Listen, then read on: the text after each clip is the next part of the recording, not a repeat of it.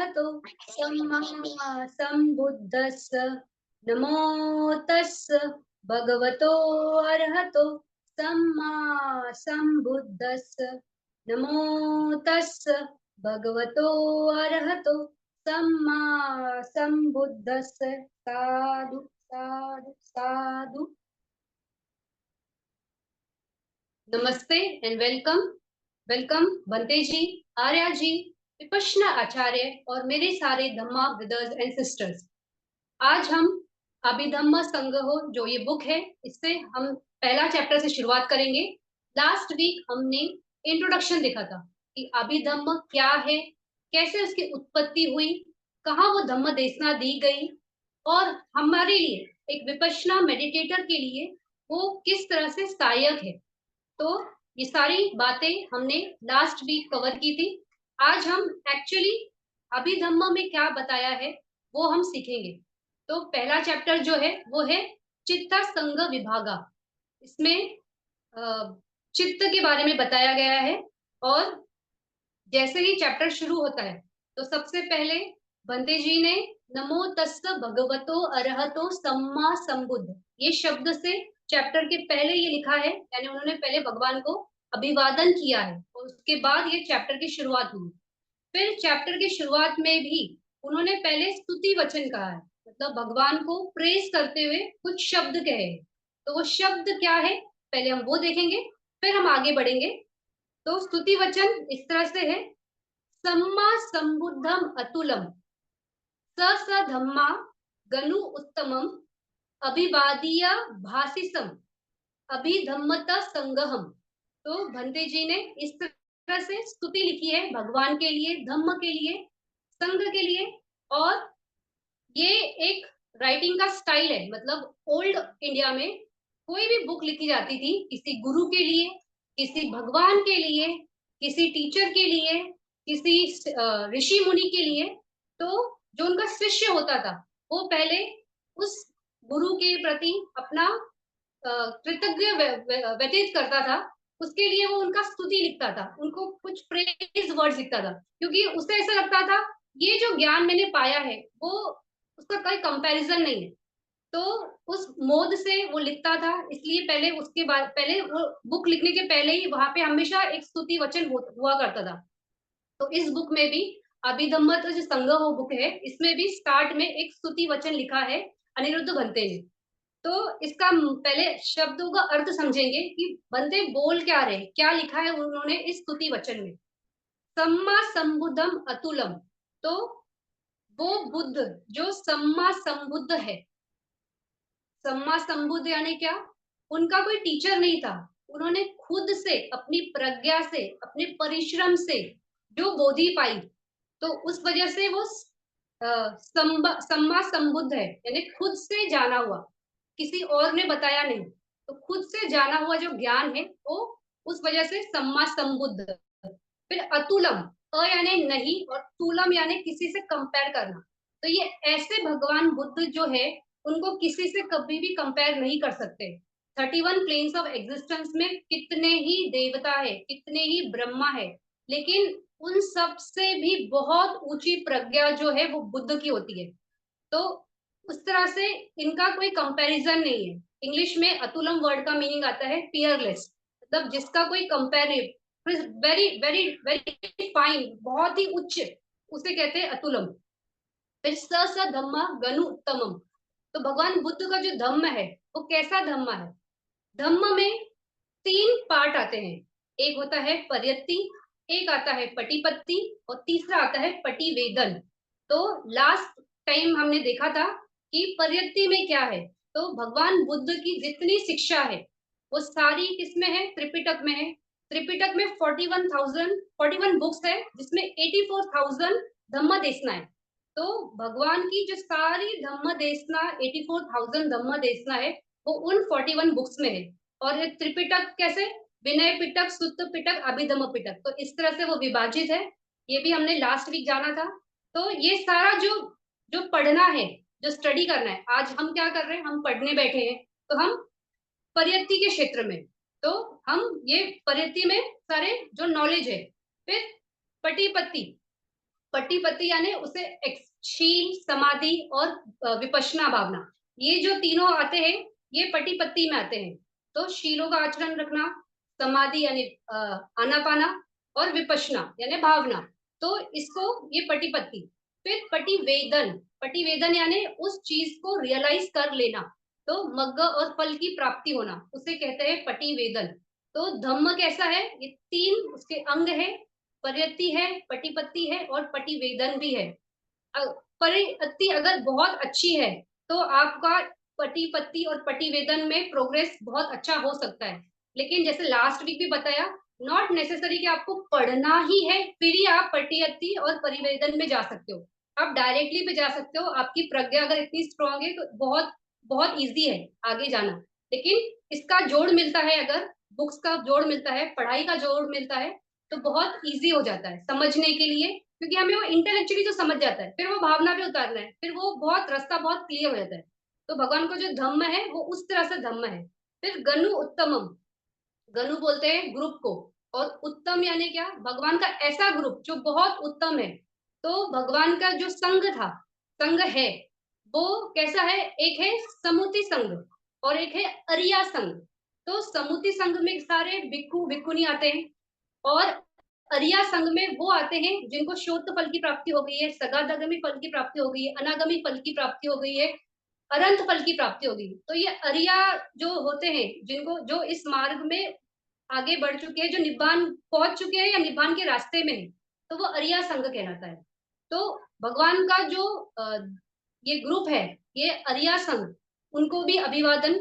फिर अभिवादीय भाषी संघ, यानी मैं ये शब्द बोलते हुए शब्द बोल रहा हूँ, भाषिसम, और अभिवादी मतलब मैं नमन कर रहा हूँ, मैं रिस्पेक्टफुली बो कर रहा हूँ, अभिधम्मता संगहम। तो अभिधम्म के बारे में बताते हुए अनिरुद्ध आचार्य जो बनते हैं, उन्होंने ये सारी चीजें बोली है। तो इस तरह से ये बुक की शुरुआत होती है। इस बुक में स्टार्ट में यही बताया गया है। ये पेज नंबर 23 पे है, जो भिक्खु बोधि कॉम्प्रिहेंसिव मैनुअल ऑफ अभिधम्मा, जो मैंने शेयर किया था पीडीएफ। अगर कोई देख रहा है तो रिफर कर सकता है कि ये वहां पे है। तो दूसरी गाथा जिसमें हम आते हैं कि इसमें बताया क्या है, इस अभिधम्मता संग्रह में बताया क्या है। तो चतुर्धा परमात्थ यानी फोर फोल्ड अल्टीमेट रियलिटी, उसके बारे में बताया है। तो पहले हम उसके पाली वर्ड्स देखते हैं, फिर हम समझेंगे इसको। तथा वुट्ठु अभिधम्मतः चतुर्धा परमत्थो चित्तम चेतसिकम रूपम निब्बानम इति सभ्यथा। तो इसमें क्या बताया है, तथा वुट्ठु अभिधम्मत चतुदा परमत्थो, तो इस अभिधम्म में चार परमात्म सत्य के बारे में बताया, अल्टीमेट रियलिटी। अभी लास्ट क्लास में भी हमने देखा था कि अल्टीमेट रियलिटी और समूति सच, इस चीज के बीच का भेद बताया था कि समूति से सच क्या होता है, कंडीशनल रियलिटी, जो चीजों की वजह से प्रकट होता है या हमें समझ में आता है, उसको बोलते हैं कंडीशनल रियलिटी। और जो अल्टीमेट रियलिटी यानी जो जैसा है उसमें कोई भी चेंजेस नहीं आएगा, उसे कहते हैं अल्टीमेट रियलिटी। तो उन चार अल्टीमेट रियलिटी के बारे में इसने बताया है। तो चार अल्टीमेट रियलिटी में है क्या, एक है चित्त, दूसरा है चेतसिक, तीसरा है रूप, और चौथा है निब्बाना। तो ये चारों जो है, चित्त, चेतसिका, रूप, निब्बाना, ये चारों अल्टीमेट रियलिटी कहलाते हैं। तो इसके बारे में इस किताब में बताया गया है और बहुत ही डिटेल में बताया गया है। तो सबसे पहले हम देखेंगे चित्त क्या है, क्योंकि फर्स्ट अल्टीमेट रियलिटी इज चित्त। तो व्हाट इज चित्त, तो चित्त को बताने के लिए यहाँ पे तीन एग्जाम्पल नहीं कहेंगे, तीन तरीके से बोला गया है कि ये चित्त है, लेकिन उसमें से दो जो तरीका है ना वो गलत है, सिर्फ एक ही टाइप है जो राइट है। तो वो क्यों दो एक्स्ट्रा ऐड किया है वो भी मैं बताऊंगी। तो चित्त का डेफिनेशन क्या दिया है, तो चित्त बोला गया है, चित्त आरम्भम चिंतिति ते चित्तम, यानी चित्त एक एजेंट है जिसके थ्रू हम कोई चीज को समझते हैं। तो जब हम कहते हैं कि चित्त कोई एजेंट है जिसके थ्रू कोई हम ऑब्जेक्ट को समझते हैं, तो ये क्या हो गया, बाहर से कोई हेल्प कर रहा है हमें उस ऑब्जेक्ट को समझने के लिए। ये हो गया एक पहला मीनिंग, पहला डेफिनेशन चित्त क्या है। कि कोई ऑब्जेक्ट, बाहर से कोई चीज है जो हमें उस ऑब्जेक्ट को अंडरस्टैंड या समझने के लिए हेल्प कर रहा है, वो चित्त है। और सेकंड जो बताया गया है, इसमें बोला है कि चित्त एज एन इंस्ट्रूमेंट। तो उसका पाली वर्ड्स में इतेना चिंतति ते चित्तम। तो जो भी मेंटल फैक्टर्स होते हैं उन वो सबको समझने के लिए इंस्ट्रूमेंट, यानी कोई माध्यम के थ्रू हम वो ऑब्जेक्ट को समझते हैं। तो पहले में था क्या कि कोई बाहर से सहायक हेल्प कर रहा है उस ऑब्जेक्ट को अंडरस्टैंड करने के लिए, और इसमें है कि कोई इंस्ट्रूमेंट या कोई माध्यम के थ्रू हम उस ऑब्जेक्ट को अंडरस्टैंड कर रहे हैं। ये सेकंड डेफिनेशन दिया है चित्त का। और थर्ड डेफिनेशन जो है वो है चिंतेति ते चित्तम, यानी जो सिर्फ जानता है, जिसको जो अवेयर हो गया है कि ये है, दैट इज चित्त। तो जो थर्ड डेफिनेशन है कि चिंतेति ते चित्तम, यानी जो समझता है, जो अवेयर हो गया है, जो जिसको पता है कि जस्ट उसको मालूम पड़ गया, बस वो है, बस मालूम पड़ना, अवेयर होना, ये चित्त है। तो ये राइट डेफिनेशन है चित्त का। और पहले के जो दो थे कि वो एजेंट है, वो इंस्ट्रूमेंट है, यानी कोई माध्यम है, तो ये इसलिए इस मायने में इस बुक में बताया गया है क्योंकि हमें क्या एक गलत धारणा है कि हम कौन है, हम एक आत्मा है, और जो भी कुछ होता है या जो भी कार्य घटित होता है वो करता है, यानी सम थर्ड पर्सन। तो वो थर्ड पर्सन का जो परसेप्शन है या जो थर्ड पर्सन की हमारी सोच है, उसको ब्रेक करने के लिए यहाँ पे पहले गलत बताया गया है कि चित्त क्या एक एजेंट है, चित्त क्या एक इंस्ट्रूमेंट है, और लास्ट में बताया गया कि चित्त वो है जो सिर्फ जानता है, केवल जानना, केवल दर्शन, वो चित्त है। तो चिंतेति ते चित्तम, ये राइट डेफिनेशन है चित्त का। तो चित्त क्या है? It is something which only knows, जो सिर्फ जानता है, अवेयर होता है, दैट इज चित्त। और चित्त क्या है? ये परमात्म सत्य है, यानी अल्टीमेट रियलिटी है। तो चित्त। फिर सेकंड क्या है? चेतसिक। जब जैसे कोई ऑब्जेक्ट आंखों के सामने आता है तो चित्त सिर्फ अवेयर हो जाता है कि ये है, बस वहां तक वो चित्त उत्पन्न होता, वो चित्त वहां पे आ गया। लेकिन जैसे ही कोई चित्त ये ऑब्जेक्ट के सामने, ऑब्जेक्ट के आने से चित्त प्रकट होता है, तो इमीडिएटली अगर सपोज मान लीजिए कोई बहुत अच्छा ब्यूटीफुल रूप हमारे सामने आया, तो उससे देख के हमें खुशी होती है ना मन में कि अरे कितना सुंदर, मान लीजिए कोई बहुत ब्यूटीफुल फ्लावर है, तो बहुत अच्छा, बहुत सुंदर, तो ये वो उसके वजह से मन में एक खुशी होती है ना देखकर वो अच्छा रूप। तो वो जो खुशी है वो वेदना है। तो वेदना यानी फीलिंग। तो जैसे ही चित्त आया, चित्त ने सिर्फ देखा वो रूप है, उसके बाद इमीडिएटली ये वेदना आती है, यानी फीलिंग आती है कि ये कैसा है, हाँ सुंदर है, बदसूरत है। कभी कभी हम कोई चीज देखते हैं और हम रिएक्ट नहीं करते, मतलब हमें कोई फील नहीं होता इसमें, बस है।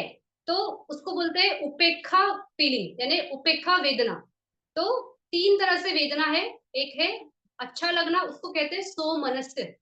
दूसरा है जो पसंद नहीं आता है, उसे कहते हैं दो मनस्य। तीसरा है जिसको देख के न्यूट्रल, कोई फीलिंग ही नहीं है, तो वो भी एक वेदना है, न्यूट्रल भी एक वेदना है। तो वो है उपेक्षा वेदना।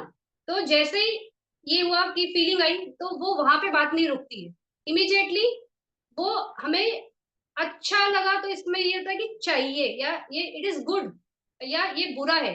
तो एक मूल्यांकन होता है, कोई भी ऑब्जेक्ट आता है, पहले वेदना है, फिर संज्ञा उसका मूल्यांकन करती है। तो संज्ञा यानी संज्ञा क्या करती है कि कोई भी चीज को ना वो मार्किंग करती है। जैसे कोई कारपेंटर होता है, वो अपना अगर उसको टेबल बनाना है तो वो पहले मार्किंग करता है और उसके बाद वो कटिंग शुरू करता है। तो वो क्यों करता है? क्योंकि उसके लिए वो काम आसान है। उसी तरह संज्ञा जो है वो कोई अगर उसके क्षेत्र में आया और उसने उसका मूल्यांकन कर लिया, तो वो हमेशा उसका मूल्यांकन वैसे ही करेगी। जैसे अगर आपने कभी कहीं किसी आपके फ्रेंड ने आपको बहुत टेस्टी कोई डिश खिलाई है और नेक्स्ट टाइम आपके सामने वापस वही डिश आती है, तो इमीडिएटली आप क्या बोलते हैं? ये बहुत टेस्टी है, मैंने इसको पहले खाया है। तो वो कहाँ से आया? वो उस वक्त आपने डिसाइड नहीं किया कि ये टेस्टी है, ये अच्छा है, वो पहले आपने टेस्ट किया है, तो उसकी वजह से आप बोल पा रहे हो कि ये टेस्टी है। तो संज्ञा का काम ऐसा होता है कि वो हमें बताती है कि ये कैसा है, और वो हमेशा वैसा ही आएगा। और उसके साथ फिर इमीडिएटली क्या होता है, हम उसमें कुछ कर्म करते हैं, तो उसको बोलते हैं संखारा। तो जब चित्त है जो, वो कभी भी पहला वो आता है और उसके साथ इमीडिएटली चेतसिक आते हैं। तो पहला चित्त है, फिर चेतसिक है। तो जो ये दो परमात्म सत्य है, चित्त और चेतसिका, ये दोनों एक साथ आते हैं। लेकिन एक साथ आने के टाइम क्या होता है, पहला चित्त प्रकट होगा और उसके बाद ये चेतसिक प्रकट होते हैं। फिर चेतसिक में वेदना, संज्ञा, संखारा, इस तरह से तीन भेद है। थोड़ा समझेंगे बाद में क्या है ये। तो वेदना आती है, संज्ञा आती है और संखारा आता है। तो इस तरह से ये चार चीजें जुड़कर कोई भी चीज के बारे में समझा जाता है। तो चित्त जो है वो लीडर है, वो पहले आता है। और चेतसिक जो है वो फॉलोअर है, उसके बाद में आएगा। जैसे कोई राजा अगर आता है, तो राजा पहले आता है और सारे सिपाही पीछे चलते हैं। तो राजा कौन है, चित्त है। और चेतसिक क्या है, उसके सिपाही है। वो साथ में ही आएंगे, और चित्त और चेतसिक साथ में आते भी है और साथ में जाते भी है। तो उनका जो अराइजिंग है वो भी एक साथ होता है, और उनका जो व्यय होता है वो भी एक साथ ही होता है। तो दे arise and they pass away together. ये याद रखना कि चित्त ऐसा नहीं है कि चित्त छूट गया और चेतसिक चले गए, या चेतसिक है और चित्त चला गया। ऐसा नहीं होता है, दोनों साथ में ही होंगे। मतलब this is the first first thing to appear, और ये इसके साथ एकदम चिपक के आएंगे और ये साथ में अपीयर होंगे और साथ में ही जाएंगे। अभी चित्त हम समझ रहे हैं कि वो चीज जो जानती है, या किसी ऑब्जेक्ट को वो अवेयर होती है, ऑब्जेक्ट के बारे में अवेयर होती है। लेकिन चेतसिक को कैसे समझे कि ये चेतसिक है। तो चेतसिक को समझा जा सकता है एक्सपीरियंस के द्वारा। अभी जैसे हमने किसी को दान दे रहे हैं, तो दान देते वक्त क्या होता है, मन में बहुत वो है ना, एक उदारता का भाव है, तभी आप दान दे सकते हो। अगर आपको लालच है तो आप दान नहीं दे सकते। तो आप दान दे रहे हो तो उदारता है। लेकिन दान देते वक्त अगर शायद, या दान देने के बाद ऐसा हुआ कि अरे ज्यादा दे दिया, इतना नहीं देना था, कम देना था, तो इमीडिएटली पहले तो उदारता था, अब क्या हो रहा है, कंजूसी का भाव आ रहा है। तो हम ये देख सकते हैं, हम ये समझते हैं, बहुत अच्छे से एक्सपीरियंस होता है कि उदारता का भाव कैसा होता है और कंजूसी का भाव कैसा होता है। तो ये एक्सपीरियंस पे आया। कोई चीज को देखा, उससे जुड़ाव लगता है, तो हम उससे अटैच, लोभ क्रिएट होता है, तो वो हमको दिखता है। वैसे कोई दूसरी चीज आ रही है जिसको हमें पसंद नहीं है, जैसे किसी को देख के बहुत गुस्सा आ रहा है, तो क्या हो रहा है, उससे डिटैच हो रहे हैं। तो वो भी बहुत क्लैरिटी से समझता है कि ये जो अटैचमेंट है, ये ये कैसा महसूस हो रहा है, और जो डिटैचमेंट है या उससे दूर हटना है तो वो कैसे। तो एक्सपीरियंस लेवल पे चेतसिक को बहुत अच्छे से समझ सकते हो आप, कि चेतसिक कैसे उसके साथ जुड़ते हैं। मतलब चीजों को जान लिया, दैट इज चित्त, और जो उसके साथ जुड़ कर आए और जिनमें ये वेद है, जो एक्सपीरियंस है, वो चेतसिक है। तो इस तरह से चित्त चेतसिका। तो चित्त और चेतसिका को कहते हैं नाम। नाम मतलब, चित्त इज माइंड, और चेतसिक को कहते हैं मेंटल फैक्टर्स। तो mind and mental factors together are नाम। तो आप अगर कोई पूछे आपको कि नाम क्या है, तो मन यानी माइंड यानी चित्त, वो वो, और चेतसिक मेंटल फैक्टर्स जो उसके साथ ही आते हैं, इसे कहते हैं नाम। अभी अगर साइंटिफिक वर्ल्ड में देखें, तो वहां पे बहुत बड़ा एक क्वेश्चन मार्क है कि व्हाट इज माइंड। आज तक साइंटिस्ट माइंड क्या है वो फाइंड नहीं कर सका है। वो सिर्फ साइकोलॉजिकल स्टडीज है। अभी साइकोलॉजी में क्या होता है, सिर्फ बिहेवियर्स के बारे में बात किया जाता है। तो कोई इंसान ऐसा बिहेव कर रहा है, कोई वैसा बिहेव कर रहा है, इसको एंगर बोलते हैं, इसको हैप्पीनेस बोलते हैं, इसको सैडनेस बोलते हैं, इसको डिप्रेशन बोलते हैं, इसको बहुत उत्साह बोलते हैं। तो ऐसे अलग अलग अलग अलग अलग वो सिर्फ स्वभाव के बारे में बात कर सक रहा है। लेकिन मन क्या है, मन का क्षेत्र क्या है, इसके बारे में अभी भी ये साइंस, ये जो बोलते हैं मॉडर्न साइंस, उसमें अभी भी उनके पास कोई क्लैरिटी नहीं है। लेकिन भगवान बुद्ध ने इस चीज को इतने पहले, ये मन यानी क्या, नाम यानी क्या, माइंड, चित्त, चेतसिका, इतना क्लैरिटी से, इतना टुकड़े टुकड़े टुकड़े करके विघटन करके बताया है, इतना स्पष्ट है कि हमें बहुत अच्छे से समझ आता है कि मन क्या है। तो मन के बारे में जानना है तो ये नाम को बहुत अच्छे से जानना है कि चित्त क्या है, चेतसिका क्या है। चित्त है वो जो सिर्फ चीजों को जानता है, चेतसिक वो है जो चित्त के साथ आते हैं, दे आर द फॉलोअर्स। चित्त में, चेतसिक में वेदना होती है, तो वेदना एक चेतसिक है। अभी कितने चित्त है हम बाद में देखेंगे, लेकिन चैतसिक के बारे में यहाँ बोल देती हूँ कि वेदना जो है वो एक चैतसिक है, कन्या जो है वो एक चैतसिक है, और बाकी जितने भी चैतसिक बचे 50 चैतसिक बचते हैं, तो दे आर संखारा। तो लाइक दिस 52 चैतसिक है। तो चैतसिक कितने हैं? 52 है। वेदना इज वन चैतसिक, कन्या इज वन चैतसिक, संखाराज आर 50 चैतसिक। तो टोटल 52 चैतसिक है। ये 52 चैतसिक एक अलग अलग कॉम्बिनेशन में जब चित्त के साथ जुड़ते हैं तो अलग अलग चित्त का प्रगटीकरण होता है। कितने चित्त है, कैसे चित्त है, चित्त का ही चैप्टर है, इसमें हम बहुत अच्छे से समझेंगे। तो चित्त क्या समझा हमें कि समथिंग विच नोस, और चेतसिक को भी कैसे समझ सकते हैं? एक्सपीरियंस के थ्रू। अभी भगवान बुद्ध ने चित्त चेतसिक का रूप, ये जो परमात्म सत्य है, इसको इतना बारीकी से, इतना अच्छे से, मतलब ये मेंटल फैक्टर्स जो है, जो ये चीजें हैं, माइंड मेंटल फैक्टर्स, ये इतना बारीक है और इतना डिफिकल्ट है एक्सप्लेन करना या समझना, लेकिन उसको उन्होंने बहुत अच्छे से समझा और समझाया। तो भगवान ये बनते नागसेन और मिलिंद महाराज, उनके बीच में एक संवाद है, जहाँ पे भंते नागसेन बोल रहे हैं कि महाराज, कि ये जो इंद्रियों का क्षेत्र है, जो जैसे कोई इंद्रिय है, उसके साथ इतने सारे मेंटल फैक्टर्स, इतने सारे चेतसिक आते हैं, और वो किस क्रम में आते हैं, किस कड़ी में आते हैं, कैसे प्रकट होता है, कैसे क्या होता है, एक आया दूसरा गया, दूसरा जुड़ा, ये हुआ। तो ये पूरी प्रोसेस है, ये इतनी जटिल है, ये इतनी डिफिकल्ट है, लेकिन हमारे भगवान बुद्ध ने इसको बहुत अच्छे से समझाया है। तो वो बोलते हैं महाराज, मुझे आपकी वो बात बिल्कुल भी पल्ले नहीं पड़ी, मुझे समझ ही नहीं आया कि आप क्या बोल रहे हो। तो बोलते हैं इसको एक उदाहरण से समझो। वो बोलते हैं एक समुंदर है, और उसमें आपने ऐसे हाथ डाला और अंजलि में पानी लिया, तो आप और उसको टेस्ट करो। टेस्ट करने के बाद क्या आप बोल सकते हो ये गंगा का पानी है, ये यमुना का पानी है, ये सरस्वती का पानी है, ये भीमा नदी का पानी है, ये गोदावरी का पानी है, ये नर्मदा का पानी है? तो फिर वो बोलता है कि महाराज ये बहुत डिफिकल्ट है, कि कैसे मैं बताऊंगा कि इस समुद्र में कौन सी नदियां का पानी आया है, और टेस्ट करने के बाद मैं ये आपको एक्सप्लेन कर सकूं कि मैं गंगा का पानी टेस्ट कर रहा हूँ या मैं यमुना का पानी टेस्ट कर रहा हूँ। तो वो बोलते हैं ये आपको इम्पॉसिबल लग रहा है, लेकिन इससे भी ज्यादा इम्पॉसिबल टास्क है ये चित्त और चेतसिक के पूरे जो प्रोसेस है उसको समझना, और रूप का प्रोसेस, मतलब जो अल्टीमेट रियलिटीज है, इनका पूरा प्रोसेस को समझना इतना ही, इससे भी ज्यादा डिफिकल्ट है। और इतना डिफिकल्ट टॉपिक को हमारे भगवान बुद्ध ने बहुत अच्छे से, बहुत क्लैरिटी से बताया। तो ये उन दोनों के बीच का संवाद है। फिर जो भी ये अल्टीमेट रियलिटीज है, इनको परमात्म धम्म कहा गया है, अल्टीमेट। और ये धम्म कोई कॉन्सेप्ट्स नहीं है, ये मतलब रियल है। जैसे अभी लोभ है, क्या हम बोल सकते हैं कि एक देव के अंदर उत्पन्न हुआ लोभ अलग है, और मनुष्य के अंदर उत्पन्न हुआ लोभ अलग है? एक जानवर के चित्त में उत्पन्न हुआ लोभ अलग है?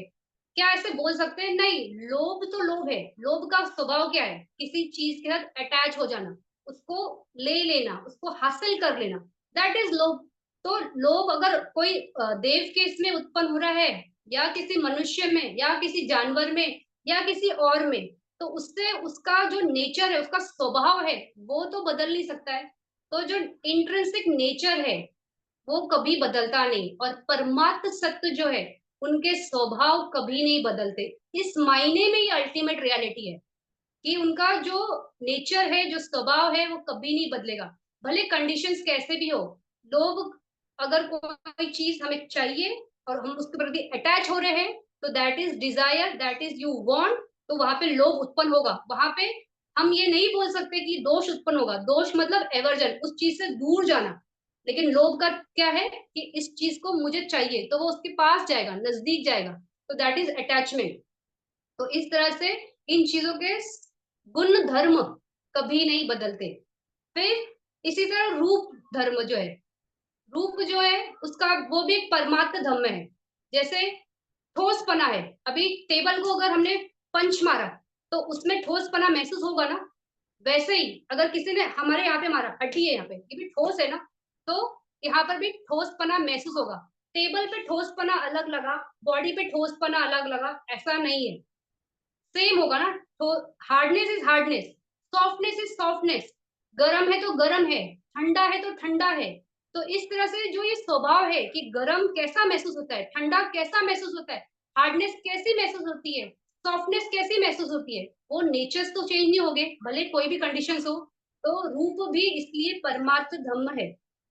फिर चित्त, चेतसिका और रूप, ये जो है ये उत्पन्न होने के लिए हमेशा इनको ना कोई कंडीशंस लगती है, कोई कंडीशंस होगी तो ही ये प्रकट होते हैं, ओरिजिनेट होते हैं या रियलिटी में आते हैं। तो इसलिए इनको कहा गया है कंडीशनल रियलिटी। तो चित्त, चेतसिका, रूप, ये कंडीशनल रियलिटी है, ये रियलिटीज है, बट अगर वो कंडीशंस आएगी तो ही वो उत्पन्न होंगे। जब तक वो कंडीशंस नहीं है तब तक वो उत्पन्न नहीं होते हैं। और निब्बान, निब्बाना जो है वो कंडीशनल रियलिटी नहीं है, क्योंकि उसको उत्पन्न होने के लिए या व्यय होने के लिए कोई फैक्टर्स, मतलब वो ना उत्पन्न होता है ना व्यय होता है, और कोई फैक्टर की वजह से वो आता नहीं ना जाता है, वो निब्बान निब्बान है। तो इस तरह से वो अनकंडीशनल रियलिटी है। तो चित्ता, चेतसिका, रूपा ये कंडीशनल रियलिटी है, और निब्बान जो है वो अनकंडीशनल रियलिटी है। निब्बान का कोई ऑब्जेक्ट नहीं होता है, यानी वो किसी चीज को अटैच नहीं होता है। लेकिन चित्त और चेतसिका का वो एक ऑब्जेक्ट हो सकता है। जब हमें निब्बान चाहिए तो वो हमारा ऑब्जेक्ट हो सकता है, तभी तो मग और फल की प्राप्ति होती है। तो आप उस ऑब्जेक्ट को सामने, निब्बान के ऑब्जेक्ट को रख के आगे बढ़ते हो, तब आपको निब्बान मिलता है। तो इस तरह से निब्बान एक ऑब्जेक्ट हो सकता है, लेकिन उसका कोई ऑब्जेक्ट नहीं होता है। उसी तरह जैसे हमने देखा कि नाम में हमने क्या बोला कि चित्त, चेतसिका, दे आर नामा, माइंड एंड मेंटल फैक्टर्स। उसी तरह निब्बाना भी एक नामा है, लेकिन it is a unconditional reality, इसलिए उसको हम नामा ऐसे करके भेद ही नहीं करते, हम उसको सीधा सिंपल बोलते हैं कि निब्बाना इज अनकंडीशनल रियलिटी और निब्बाना इज द परमात्म सच। तो अल्टीमेट रियलिटी है और निब्बान एक अल्टीमेट रियलिटी। इसके अलावा उसको नाम है नहीं है उसका ज्यादा उसमें बोलता कोई बोलेगा नहीं, और क्योंकि वो कंफ्यूज करने जैसे हो गया। तो आपको इतना याद रखना है कि नाम में चित्त, चेतसिका है, फिर रूप है और निब्बान है। तो ये चार, they are the four ultimate realities, जिसमें से तीन कंडीशनल रियलिटी है, citta, cetasika and rupa conditional reality, nibbana is unconditional reality. अभी जितनी भी कंडीशनल रियलिटी है वो कैसे होते हैं, अनित्य है, यानी दे अराइज एंड पास अवे। तो उसमें अनित्य बोध होता है, और जो चीज अनित्य है, अराइज हुआ एंड पास हुआ, तो उसमें क्या है, दुख है। तो दुख का एक्सपीरियंस चित्त, चित्त का रूप में आपको होता है। तो दे आर अनित्य, दे आर दुख, और सारे धम्मा यानी चित्त, चेतसिका, रूप और निब्बाना ये सारे अनात्मा है, यानी मैं नहीं, मेरा नहीं। तो चित्त, चेतसिका, रूप, अनित्य एंड दुख, चित्त, चेतसिका, रूप एंड निब्बाना, दुख, अनित्य एंड अनात्म, ये तीनों इसमें होगा। तो ये हुए सारे चित्त, चेतसिका, रूप और निब्बाना के बारे में हमें समझा कि वो अल्टीमेट रियलिटी कैसे है, और उसमें कौन सी कंडीशनल रियलिटी है, कौन सी अनकंडीशनल रियलिटी है। अभी जो कमेंटेटर्स है उन्होंने ये अल्टीमेट रियलिटी को समझने के लिए एक ऐसा बोला, प्रोसेस होना चाहिए ना समझने के लिए कि ये कंडीशनल, ये रियलिटी है, अल्टीमेट रियलिटी है। तो अल्टीमेट रियलिटी को समझे और उसको कैसे, ये अगर वो हमको क्लैरिटी है ना कि ये इसका ऐसा क्या बोलते हैं, ऐसा ब्रैकेट है, इस ब्रैकेट में ये अल्टीमेट रियलिटी है, तो वो उसका काम करना ना बहुत आसान हो जाता है। तो उसके लिए उन्होंने ना चार तरीके से मतलब बताया है कि ये चार चीजें होगी तो आप समझ सकते हो कि ये अल्टीमेट रियलिटी है। तो पहला है कि कोई भी चीज का ना एक लक्षण होता है, जैसे अभी हम चित्ता का एग्जांपल लेते हैं। तो चित्ता का लक्षण क्या है कि वो जानता है, उसका कैरेक्टरिस्टिक क्या, उसका स्वभाव कैसा है, कोई भी चीज आंखों के सामने आई या उसके क्षेत्र में आई तो वो उसको जान गया। तो जानना उसका स्वभाव है, उसका लक्षण है। फिर उसका फंक्शन कैसा है, वो फंक्शनिंग कैसे करता है। चित्त कैसे बताया कि चित्त पहले आता है और चेतसिक बाद में आता है। तो उसका फंक्शन क्या है कि चेतसिक के पहले उत्पन्न हो जाना, ये उसका फंक्शन है, ये उसका काम है। और वो मैनिफेस्ट कैसे होता है, यानी वो उसका प्रगटीकरण कैसे होता है। तो कोई भी चित्त प्रकट हुआ, मतलब अराइज हुआ, पास हुआ, अराइज हुआ, पास हुआ, फिर लोभ चित्त है, दोष चित्त है। तो ये अलग अलग जो चित्त है, इनकी जो प्रगटीकरण है, ये बहुत अच्छे से हमें मेडिटेशन भी समझता है। या अगर आपकी प्रज्ञा ऐसे नॉर्मल डे लाइफ में भी बहुत वो है, तो आपको वहां पे भी समझ जाता है कि इस वक्त लोभ चित्त जागा, इस वक्त दोष चित्त जागा, इस वक्त ये चित्त जागा। तो इस तरह से उसका मैनिफेस्टेशन समझ जाता है। और प्रोक्सिमेट कॉज यानी वो कैसे, उसको उत्पन्न होने का एकदम पास का रीजन क्या होता है जिसकी वजह से वो ये उत्पन्न होता है। तो नाम और रूप जब तक होंगे तब तक चित्त वहां पे प्रकट होगा ही होगा, क्योंकि उसका वो क्षेत्र है। कोई रूप आया, ध्यान गया, जाना, और वो प्रकट हो गया, चेतसिक उसके साथ जुड़ गए, वो समझ गए। तो इस तरह से चार तरीके से हम कोई भी अल्टीमेट रियलिटी को जब ऐसे समझते हैं कि ये ऐसा है, तो उससे उसकी क्लैरिटी बढ़ जाती है। ओ, ये चीज का ऐसा स्वभाव है या ऐसा उसका वर्किंग है। तो ये हो गया चित्त को हमने सिर्फ चित्ता का लिया, ऐसे ही सारे चेतसिक के हर एक चेतसिक 52 चेतसिक, हर एक का एक एक का ऐसे हम देख सकते हैं कि क्या लक्षण है, क्या उसका फंक्शन है, क्या उसका मैनिफेस्टेशन है, क्या उसका प्रोक्सिमेट कॉज है। तो इस तरह से हर एक चेतसिक का हम समझते जा सकते हैं। तो उससे आपको बहुत अच्छे से समझने लगेगा कि ये कैसा वर्क करता है। तो हमने क्या किया, उस अल्टीमेट रियलिटी को किसी ब्रैकेट में लाया समझने के लिए। तो इससे अंडरस्टैंडिंग बहुत इजी हो जाती है। अभी हमने क्या देखा कि चित्त चेतसिक वो क्या है, नाम है, फिर रूप है, और निब्बान, ये चार अल्टीमेट रियलिटी है। अभी इसको ही अगर खंड में समझेंगे कि अ, जैसे गुरुजी बोलते हैं कि पंच स्कंदों का ये शरीर है, सुत्त पिटक में आता है, वहां पे खंडों में बात की गई है। तो उस खंडों में भी सेम है, अगर आप ध्यान से देखोगे तो सेम है। तो जो चित्त है उसको कहते हैं विज्ञान खंड, जो वेदना है उसको कहते हैं मैं ये सब चीज वापस से एक बार रिवीजन के टाइम लिखूंगी, तो जिनका मिस हो रहा है या नहीं समझ रहा है, डोंट वरी, सब वो डिटेल से लिखूंगी, आप लिखते जाना कभी, या अभी भी लिख रहे हो तो लिख सकते हो। तो वेदना जो चेतसिक है वो वेदना खंडा है, संज्ञा जो चेतसिक है वो संज्ञा खंडा है, संखारा जो चेतसिक है वो संखारा खंडा है, और रूप जो है वो रूप खंडा है। तो अल्टीमेट रियलिटी के हिसाब से क्या था, इसको देखते हैं अभी। तो फर्स्ट क्या था, चित्त चेतसिका रूप। तो ये दोनों है नाम, ये है रूप। तो तीन परमात्म सच, नाम और रूप को हमने दो में डाल दिया।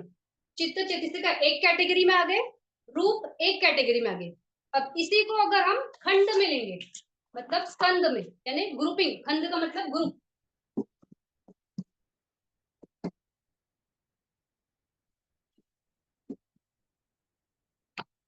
तो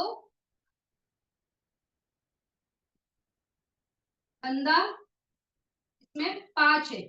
पहला है विज्ञान, ये है चित्त, फिर है वेदना, वेदना खंडा बोलेंगे, हाँ। तो ये वेदना चेतसिक है। फिर है संज्ञा, इसको बोलते हैं संज्ञा खंडा। फिर आएगा,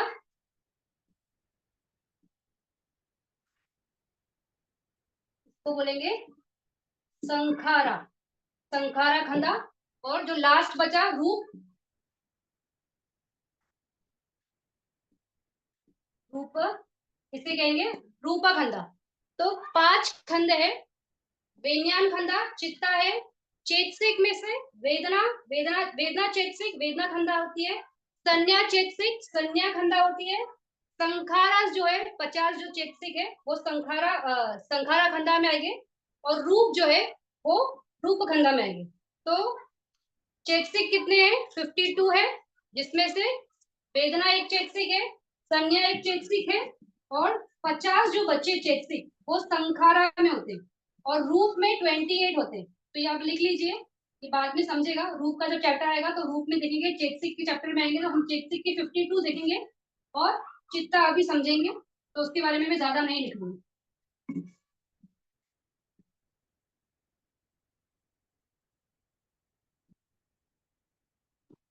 तो खंदास में अभी विज्ञान खंदा, कोई भी चीज को जानता है जो, वो है विज्ञान, वो है चित्त। कुछ रूप देखा, कुछ कान पे आवाज आई, कुछ स्मेल किया, कुछ टेस्ट किया, कुछ बॉडी पे टच फील किया, तो ये सब क्या है? विज्ञान खंदा। फिर वेदना खंदा। वेदना खंदा में कोई भी फीलिंग, तो हमने क्या देखा था कि कोई अच्छा लगता है तो वो सोमनस्य, कुछ दुख है तो वो दो मनस्य, और न्यूट्रल फीलिंग है तो वो क्या है? उपेक्षा, यानी उपेक्षा वेदना, तो वो वेदना में आता है। फिर संज्ञा। अभी संज्ञा को थोड़ा और अच्छे से समझते हैं कि जैसे मैंने बताया कि संज्ञा क्या है, जैसे वो मार्किंग करता है, यानी बता देता है कि ये अच्छा है बुरा है, मूल्यांकन करता है। तो कैसे होता है कि जब हमने जैसे पहले मैंने लाल कलर देखा है तो मुझे मालूम है ये लाल है। तब मैंने पक्षी देखा है तो मुझे मालूम है ये पक्षी है। मैंने कुछ अ, जो भी अनुभव किया है वो अनुभव करा है, और वो मुझे बताने वाला कौन होता है? वो संज्ञा होता है, संज्ञा जो होती है वो बताते हैं। तो हम कैसे बोलते हैं मेरी मेमोरी में ये है, तो मेरी मेमोरी में नहीं होता एक्चुअली। जो संज्ञा का क्षेत्र है, जो संज्ञा है, वो एक्चुअली में हमेशा आपको बताते रहता है कि ये ऐसा है, ये ऐसा है, ये ऐसा है। तो जो जो हमारे जितना भी हमारे मेमोरी में चल रहा है, जो स्मृति से आता है, वो सारा संज्ञा के क्षेत्र से आता है। तो इस मायने में अगर हम समझेंगे तो हमें तब समझेगा कि संज्ञा इज एन अल्टीमेट रियलिटी। और हम तब ये नहीं कहेंगे कि मेरी स्मृति या मेरा मन या मेरी आत्मा, तो जो अनाथा हम जो समझना चाहते हैं वो हमें समझेगा। उसी तरह से वेदना, वेदना वेदना है कि ये फीलिंग है, उसमें मेरी फीलिंग या ये ऐसी फीलिंग वैसी फीलिंग वैसा नहीं होता है, बस वो एक फीलिंग है। उसी तरह संखारा, कोई भी चीज का जो अलग अलग चेतसिक है उनका जुड़ाव आता है, उससे हम जो कर्म बनाते हैं, तो वो हमने ऐसा इसमें मायने में रिएक्ट किया इसलिए ऐसा कर्म बना, तो वो भी एक अल्टीमेट रियलिटी के क्षेत्र में आता है। तो उस तरह से आपको बहुत अच्छे से समझना है। और कैसे हम कोई भी चित्त उत्पन्न होने से पहले, चित्त और चेतसिक का उत्पन्न होने से पहले ऐसा कोई स्थान नहीं है कि वो वहां से आते हैं। जैसे बोलते हैं ना, एक जैसे बहुत बड़ा हीप है, एक बहुत बड़ा ढेर है, तो बहुत बड़े ढेर से उसमें से ये चित्त चित्त उत्पन्न हुआ, और जब वो खत्म होगा तो इस ढेर में चला जाएगा, तो इस जगह जाके वो डंप होगा। तो ऐसा कुछ होता नहीं, जब तक कोई चित्त प्रकट नहीं होता है तब तक वो नहीं होता है। लेकिन जैसे ही कोई कंडीशन आई और उस क्षण वो प्रेजेंट हुआ, यानी उस क्षण वो अराइज हुआ, तो वो उधर ही अराइज होता है, उधर ही वो खत्म हो जाता है। लेकिन ये इतना कंटिन्यूटी में चलता है और इतना फास्ट प्रोसेस है कि हम समझ ही नहीं पाते कि कब एक चित्त उत्पन्न हुआ, कब उसका उदय हुआ, व्यय हुआ, फिर दूसरा चित्त इमीडिएटली उसके पीछे अराइज हुआ, उसके पीछे इमीडिएटली व्यय हुआ। इतनी फास्ट प्रोसेस में आती है। कहते हैं एक सेकेंड में 3 ट्रिलियन टाइम हमारा चित्त उत्पन्न होता है और नष्ट होता है। तो 3 ट्रिलियन, अगर इसको हम बिलियंस में देंगे तो इट इज 1 लाख बिलियन। तो ये इतना बड़ा फिगर है, मतलब एक के आगे कितने जीरो आएंगे मुझे भी नहीं पता, लेकिन उतना फास्ट चित्त और चित्त उत्पन्न होता है, नष्ट होता है, चित्त उत्पन्न होता है, नष्ट होता है। तो जो चीज इतनी फास्ट वेलोसिटी से आ रही है, जा रही है, आ रही है, जा रही है, उसको हम कैसे जान सकते हैं कि ये, हम उसको इतना स्पष्टीकरण से या इतना डिमार्केशन कैसे बोल सकते हैं कि ये मेरा ये चित्त है, ये मेरा ये चित्त है। लोभ के पीछे दोष कब आ गया, दोष के पीछे मोह कब आ गया, उसके पीछे कुशल चित्त कब आ गया, इतना फास्ट चलता है ये प्रोसेस कि कोई जान ही नहीं सकता है। जैसे अभी किसी भिक्षु को हम दान देते हैं, बनते को, तो बनते जी को जब हम दान देते हैं तो हम कितना एक मोद से देते हैं ना, कि हाँ देना चाहिए, और ये बहुत कुशला है, पारमी क्रिएट करती है हमारे लिए, और हमारे मन का जो लोभ का चित्त है उसको वो कम करता है, क्योंकि जितना आप दोगे उतना आपका लोभ चित्त कम होते जाता है। तो इससे हमें क्या समझता है, एक्सपीरियंस हम समझते हैं ना कि कैसा कोई चीज कैसे वर्क करता है। वही अगर हम में ये चित्त आ जाए कि अरे हमने तो ज्यादा दे दिया, हमें तो कम देना चाहिए था, तो इमीडिएटली जो चित्त पलटा या जो उसके पीछे आया वो भी हमें दिखता है। लेकिन जब ये मन में उत्पन्न होता है, ये थॉट जब मन में उत्पन्न होता है, तब आपने देखा है क्या, वो बहुत स्लो प्रोसेस से आता है कि अभी ये चित्त इसमें पलटने वाला है और अभी हमें ये चित्त आएगा। अगर ऐसा होता तो हम इतनी जल्दी एवर करते कि शायद हम अकुशला करें ही नहीं, गलत करें ही नहीं। लेकिन ये क्षेत्र इतना फास्ट वेलोसिटी का, इतना फास्ट इसकी वर्किंग है कि हम उसको पकड़ ही नहीं पाते। और इस पे पकड़ आने के लिए ही हम विपश्यना करते हैं, क्योंकि जब हम आराम से तटस्थ भाव से बैठते हैं, समता में बैठते हैं, रिएक्ट नहीं करते हैं, मन एकदम शांत होता है, तभी हम ये चीज को पकड़ पाएंगे। वरना और कोई प्रोसेस ही नहीं है। Intellectually you can not catch the चित्ता और चेतसिका का जो क्षेत्र है, नहीं पकड़ सकते। तो हमने क्या समझा, चित्त क्या है, it is something which knows, यानी वो सिर्फ है। तो अगर एग्जाम्पल से समझेंगे तो जैसे एक ग्लास है, ग्लास में पानी भरा है, अगर उसमें हमने नमक डाला तो पानी कैसा हो जाता है, नमकीन हो जाता है। उसमें अगर शक्कर डाला तो मीठा हो जाएगा। उसमें अगर कलर डाल दिया, सपोज काला कलर डाल दिया, तो काला हो जाएगा। उसमें कोई केमिकल डाला तो वो केमिकल जैसा है वो पानी में वैसा उसका आ जाएगा, क्वालिटीज आ जाएगा। उसमें अगर जहर डाल दिया तो पानी कैसा हो जाएगा, जहरीला हो जाएगा। तो चित्त क्या है, वो खाली जो ग्लास में पानी है ना, चित्त बस वो है। जैसे अलग अलग चेतसिक या अलग अलग फैक्टर्स उसका जुड़ते हैं, तो उसके हिसाब से जो उत्पन्न होता है, फिर हम वो कहते हैं कि ये ऐसा चित्त है, वो वैसा चित्त है। तो चित्त तो बेचारा अकेला कुछ नहीं है, वो एकदम क्या बोलते हैं, बहुत ही और भोला वाला है कि वो सिर्फ प्रकट होता है और जानता है। लेकिन ये चेतसिक जो उसके साथ जुड़ जाते हैं, उसके वजह से सब ऐसा होता है, हम बोलते हैं ये नहीं कि चित्त, ये हमारे मन ने करवाया। तो मन पहला आता है इसलिए उसका उसका नाम लगता है, लेकिन वो चेतसिक की वजह से उसकी वो क्या बोलते हैं, उसके अंदर की वो इंटेंशंस क्रिएट होते हैं। तो ये चेतसिक है। और चित्त क्या होता है जो आगे है, चेतसिक क्या है जो पीछे से आते हैं।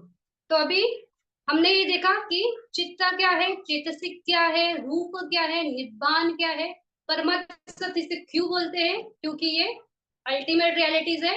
इसमें कंडीशनल रियलिटीज, चित्ता चेतसिक का रूपम, ये कंडीशनल रियलिटीज है। निब्बाना जो है अनकंडीशनल रियलिटी है। खंडास में देखा, खंडास में भी सेम है। चित्त को विज्ञान खंड बोलते हैं, वेदना को वेदना चेतसिक को वेदना खंडा बोलते हैं, संज्ञा चेतसिक को संज्ञा खंडा बोलते हैं, संखारा को संखारा खंडा बोलते हैं, रूप को रूप खंड बोलते हैं। तो इस तरह से वहां पे ये 5 में डिवाइड होते हैं, और यहाँ पे परमात्म सत्य में 3 में डिवाइड होते हैं। बस इतना ही भेद है, नहीं तो चीजें तो सेम है। अभी जो चित्त है उसको क्लासिफिकेशन कैसे किया है, तो पेज नंबर 27 में भिक्खु बोधि की बुक में 4 क्लासेस ऑफ कॉन्शियसनेस चतुर्विधा चित्तम। तो चित्त को 4 तरीके से भेद किया गया है।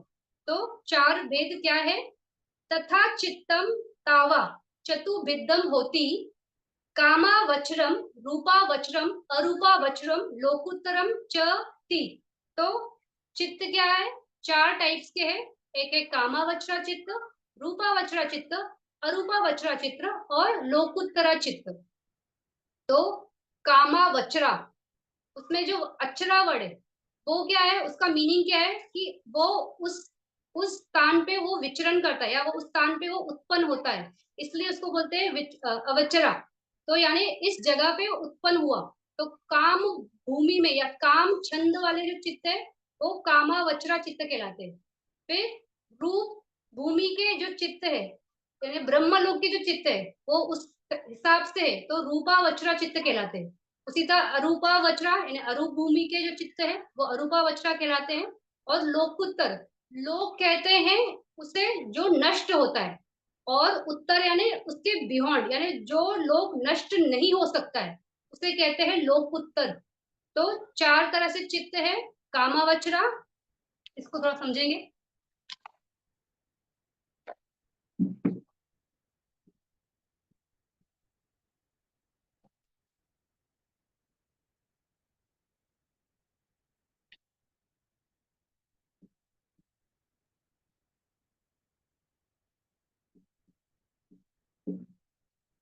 पहला है कामावचरा, फिर है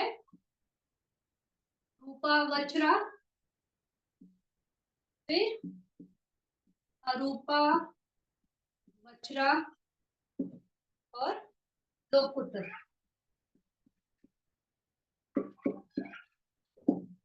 तो कामावचरा में कितने चित्त है, मैंने बोला ना चित्त हम बाद में देखेंगे। तो कामावचरा में 54 चित्त आते हैं।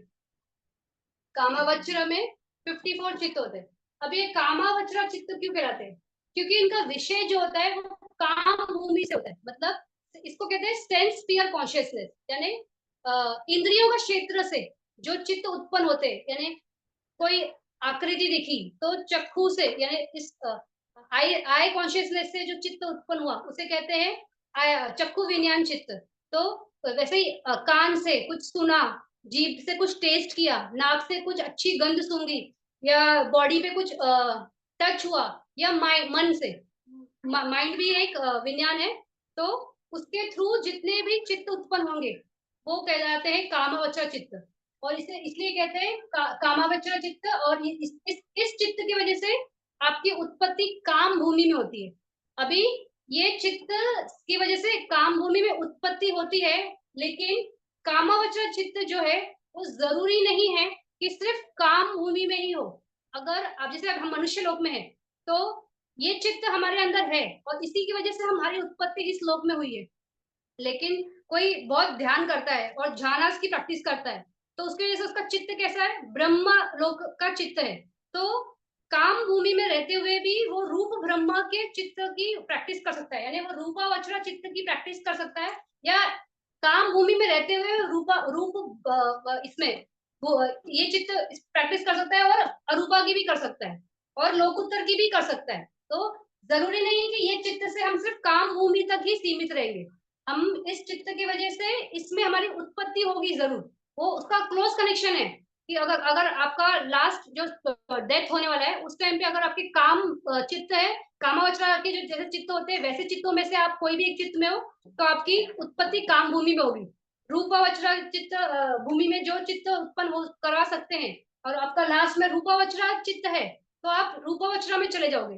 तो इनकी वजह से हम उन भूमियों में जाते हैं, यानी प्लेन्स ऑफ एग्जिस्टेंस में हमारा उत्पत्ति होता है। लेकिन नॉट नेसेसरी कि ये चित्त सिर्फ काम भूमि में होगा। कामावचरा चित्त रूप भूमि में भी उत्पन्न हो सकता है। कोई ब्रह्मा के अंदर कोई सेंसुअल प्लेजर्स का थॉट आ सकता है।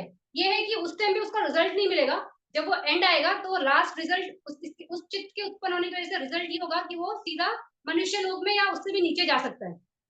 तो रूपावचरा चित्त सिर्फ रूप भूमि में नहीं, यहाँ पर भी हो सकता है। कोई जो ध्यान करता है उसके अंदर रूपावचर चित्त भी हो सकता है। अरूप भूमि का अगर वो ध्यान करता है तो अरूपावचर चित्त भी हो सकता है। और लोकुत्तर यानी कि जो मग्न और फल चित्त है वो भी यहाँ पे उत्पन्न हो सकते हैं इन भूमियों में भी। तो कामावचर चित्त 54 होते हैं, रूपावचर चित्त 15 होते हैं, अरूपावचर चित्त 12 होते हैं, और लोकुत्तर चित्त जो है वो या तो 8, आइदर बोल रही हूँ 8 और 40। तो जब वो सिर्फ मग का एक एक एक मतलब ये श्रोतापन सगातागामी अनागामी अरण, तो इनके एक एक मग चित्त और एक एक फल चित्त, ऐसा सिर्फ एक चित्त के हिसाब से क्लासीफाई करते हैं तो 8 होते हैं। और जब डिटेल में जाते हैं हर एक ध्यान के हिसाब से तो 40 होते हैं। तो जब भी आप टोटल लोगे तो इसमें आइदर में लेना है। तो ये 54 प्लस 15 प्लस 12 प्लस 8, तो इट विल बी 89 और 121। कितने टाइप के चित्त होते हैं? तो कितने होते हैं? आइदर 89 और 121, दोनों नहीं ले सकते हो। अभी नहीं बोल सकते कि टोटल इसका, तो नो। आपको 8 लेना है तो आप 89 पे आओगे, आपने 40 लिया तो 121 आओगे। तो कामावचर चित्त, रूपावचर चित्त, अरूपावचर और लोकुत्र। काम भूमि में उत्पत्ति के लिए कामावचर चित्त होते हैं, रूपा भूमि में उत्पत्ति के लिए रूपावचर चित्त होते हैं, अरूप भूमि में उत्पत्ति के लिए अरूपावचर चित्त होते हैं, और लोकुत्र चित्त होते हैं वो उसका कोई भी भूमि नहीं है, कोई भी प्लेन ऑफ एग्जिस्टेंस नहीं है। तो अभी भूमि देखेंगे हम।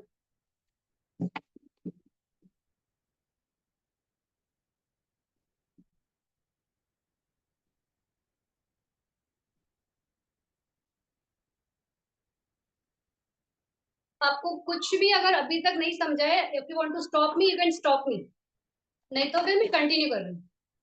तो अभी हमने देखा चित्त के टाइप्स। तो 4 टाइप के चित्त है, कामावचरा, रूपावचरा, अरूपावचरा, लोकुत्तर चित्त। तो अभी जो 31 प्लेन्स ऑफ एग्जिस्टेंस है इसमें सबसे फर्स्ट है कामा भूमि।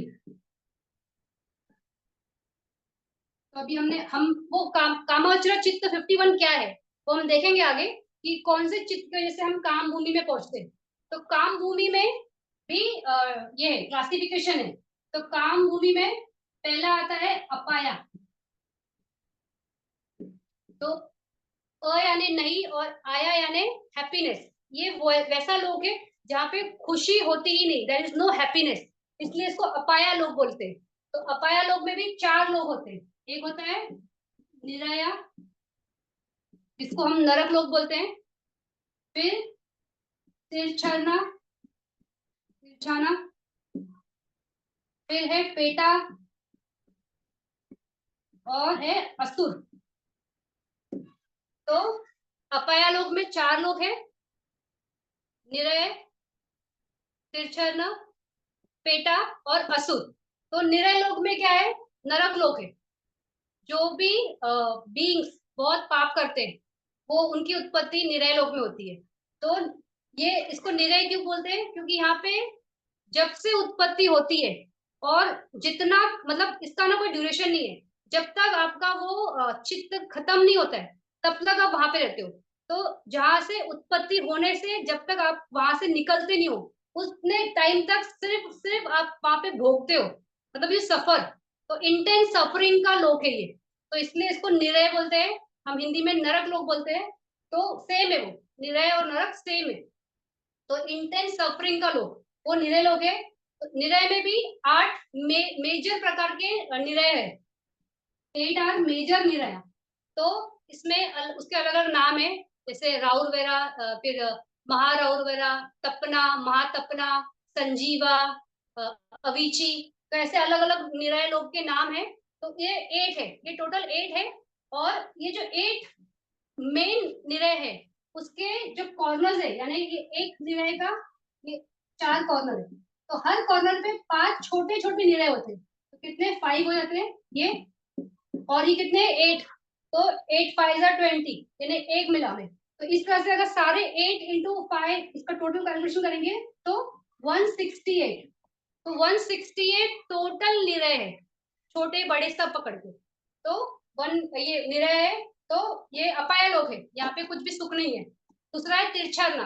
तिरछना है ना टेढ़े मेढ़े। अभी ये जो एनिमल्स है ये सारे टेढ़े मेढ़े होते हैं ना। बर्ड्स को देखो उनका बॉडी कैसा है, कोई डियर है, कोई जिराफ है, कोई लायन है, डॉग है, कैट है। तो सीधे नहीं है, तो इसलिए इसको तिरछना लोग बोलते हैं, जो तिरछे आड़े टेढ़े। और ये लोग में देखा जाए तो इतना सफरिंग नहीं है, लेकिन ये यहाँ पे कोई ऐसे अपॉर्चुनिटी नहीं है ना कि वो कुछ अच्छा कर सके। अभी कोई हमारे घर पे अगर डॉग है, कैट है, क्या उनको कोई मालूम है कि कुसला क्या होता है, कैसे करेंगे। तो इसलिए भी ये तिरछना को यहाँ रखा गया अपाया लोग में, कि ये लोग जिसमें कोई हैप्पीनेस नहीं है। और देखा है तो एनिमल्स को सच में हैप्पीनेस नहीं होता है, because they are always in fear. कोई भी जानवर, भले वो अब जो घर में रहते हैं पेट एनिमल्स है वो फिर भी मेरे को लगता है थोड़ा ठीक है, लेकिन जो बाहर है, जो स्ट्रे है, जो जंगलों में रहते हैं, वो कितने भय में रहते हैं, तो बेचारों को कोई भी हैप्पीनेस नहीं होती है। तो उस वजह से भी ये लोग में कोई हैप्पीनेस नहीं है। तो तिरछना भी इसी में है, जो बुरा है, अच्छा नहीं है। फिर पेटा। पेटा लोग क्या होता है कि वो प्रेत योनि है। ये वो वैसे ये होते हैं, प्रेत होते हैं जो हमेशा भूखे होते हैं। और हम भी अनुभव करते हैं, जैसे हमें कभी बहुत भूख लगी है और काफी घंटे हो गए और हमने खाना नहीं खाया है, तो हम कैसे व्याकुल होते हैं। तो इनका सोचो, इनको तो खाना ही नहीं मिलता है, तो दे आर ऑलवेज हंग्री। तो उसकी वजह से वो बहुत व्याकुल रहते हैं और उनकी बहुत कंडीशंस भी बहुत बैड होती है। तो उनकी जो सफरिंग है ना वो बहुत खराब होती है। हर एक का अपने जो उनके कर्मों के हिसाब से वो जिस तरह के प्रेत बने, तो उसमें उनकी सफरिंग्स बहुत ज्यादा होती है। और ये प्रेत जो है उनकी कोई अलग सी भूमि नहीं है, तो वो यही हमारे इस अर्थ पे ही रहते हैं, हमारे इस लोक में ही रहते हैं। और जैसे फॉरेस्ट में, फिर ये शमशान भूमि में, फिर बहुत ऐसे कोई केव्स है जो अंधी गुफाएं हैं, अंधे चीजें हैं, तो अंधेरा जहाँ पे, तो वहां पे ये रहते हैं। तो इसमें भी, इस लाइफ में भी नो हैप्पीनेस, सफरिंग, भूख है और बहुत सारी यातनाएं होती है। उसी तरह असुर लोग ये भी यहीं पे होते हैं, और जैसे प्रेत होते हैं उसी टाइप में है, लेकिन इसमें भी कोई हैप्पीनेस या कुछ नहीं है। तो इस तरह से काम भूमि में ये चार अपाय लोग हैं। तो निरय, तिरछना, पेटा, असुर। फिर आता है मनुष्य लोग जो हम है। तो ये चार हो गए।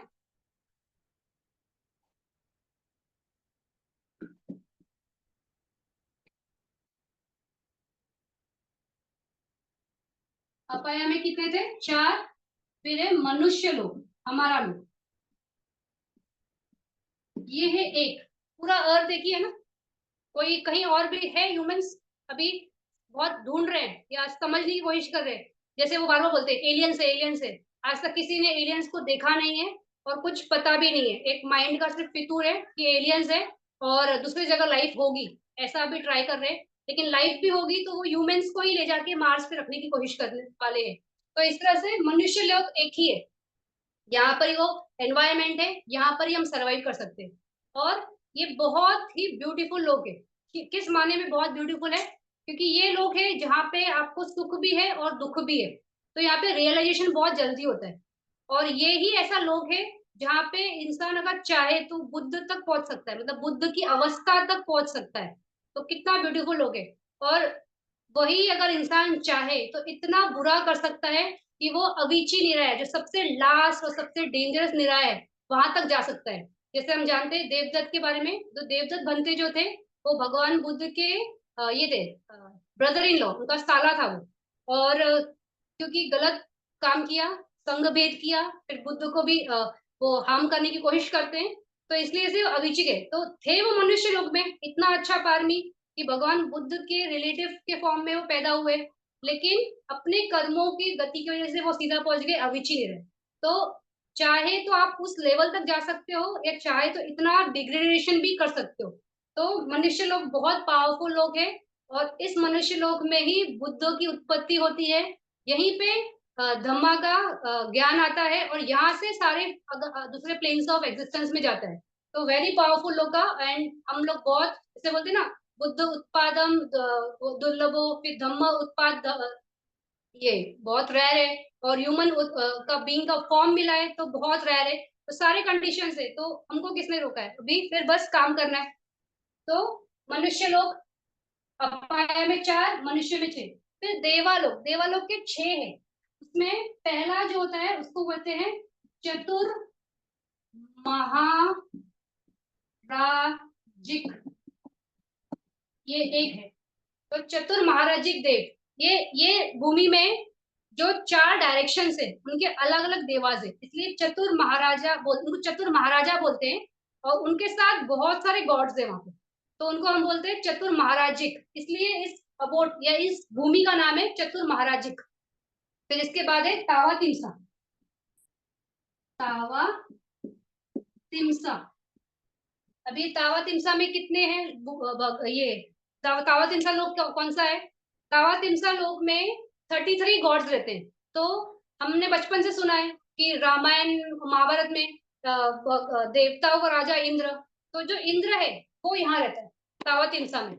और भगवान बुद्ध की इसमें उसका उसका नाम आता है सखा।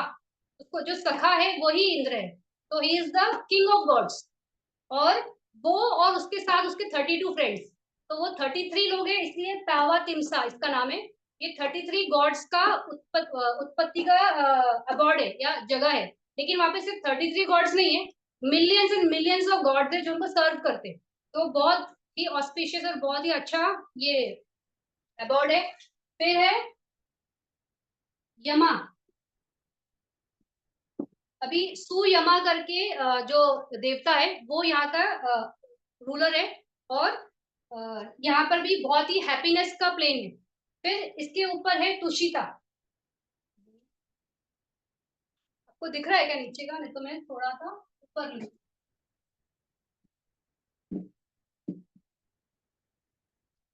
तो पाया के 4, फिर तुषिता। जब बोधिसत्व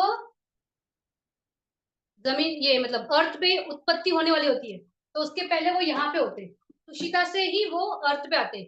तो ये वो लोग है। फिर होता है निम्नावर्ती।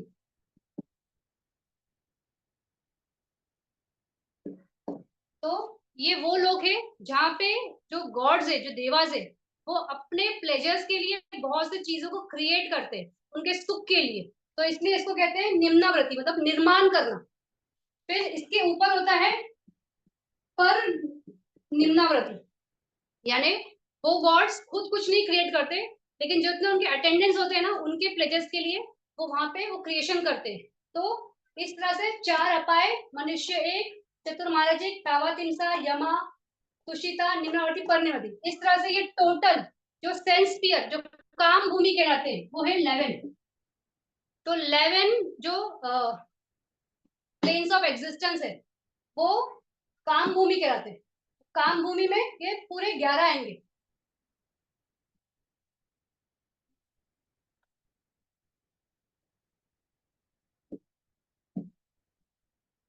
फिर बचे अभी क्या, ब्रह्मलोक, उसमें 16 जो है वो रूप ब्रह्मलोक का है, और 4 जो है वो अरूप ब्रह्मलोक के है। तो ये जहानास के हिसाब से डिस्ट्रीब्यूशन होता है। इसमें पहले 3 जो है लोक है, वो फर्स्ट झाना की जिनको उत्पत्ति ये हो गया, रियलाइजेशन हो गए, उनकी उत्पत्ति वहां होती है। जिनकी सेकेंड और थर्ड झाना की उत्पत्ति होती है वो आगे के 3 में होते हैं, और थर्ड और फोर्थ वाले आगे के 3 में होते हैं। और जो लास्ट पंचम झाना जिनको होती है उनके लिए 7 प्लेन्स है।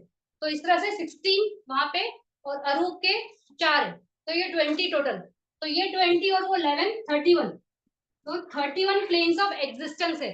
और जो लोक उत्तर है वो कोई भूमि नहीं है, वो भूमि के परे है। इसलिए जब हमने चित्त देखा था तो हमने बोला था कि भूमि के हिसाब से उत्पत्ति होती है, कामावचरा वालों की काम भूमि में होगी, रूपावचरा वालों की रूप भूमि में होगी, अरूप वचरा वालों की अरूप में होगी।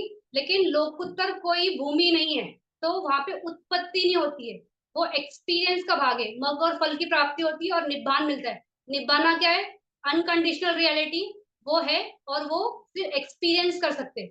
ऐसा नहीं है कि लोकोत्तर चित्त है तो आप कहीं लोकोत्तर में जाके वहां पे आपकी उत्पत्ति होगी, ऐसा कोई प्लेन ही नहीं है। तो 31 प्लेन्स ऑफ एग्जिस्टेंस और अलग अलग हमारे चित्त।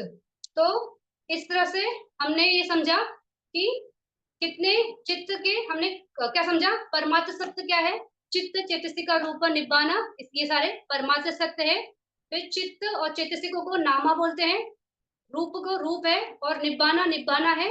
उसको खंड में देखते हैं तो विज्ञान खंड, वेदना खंड, संज्ञा खंड, संखारा खंड और रूप खंड, इस तरह से 5 खंड।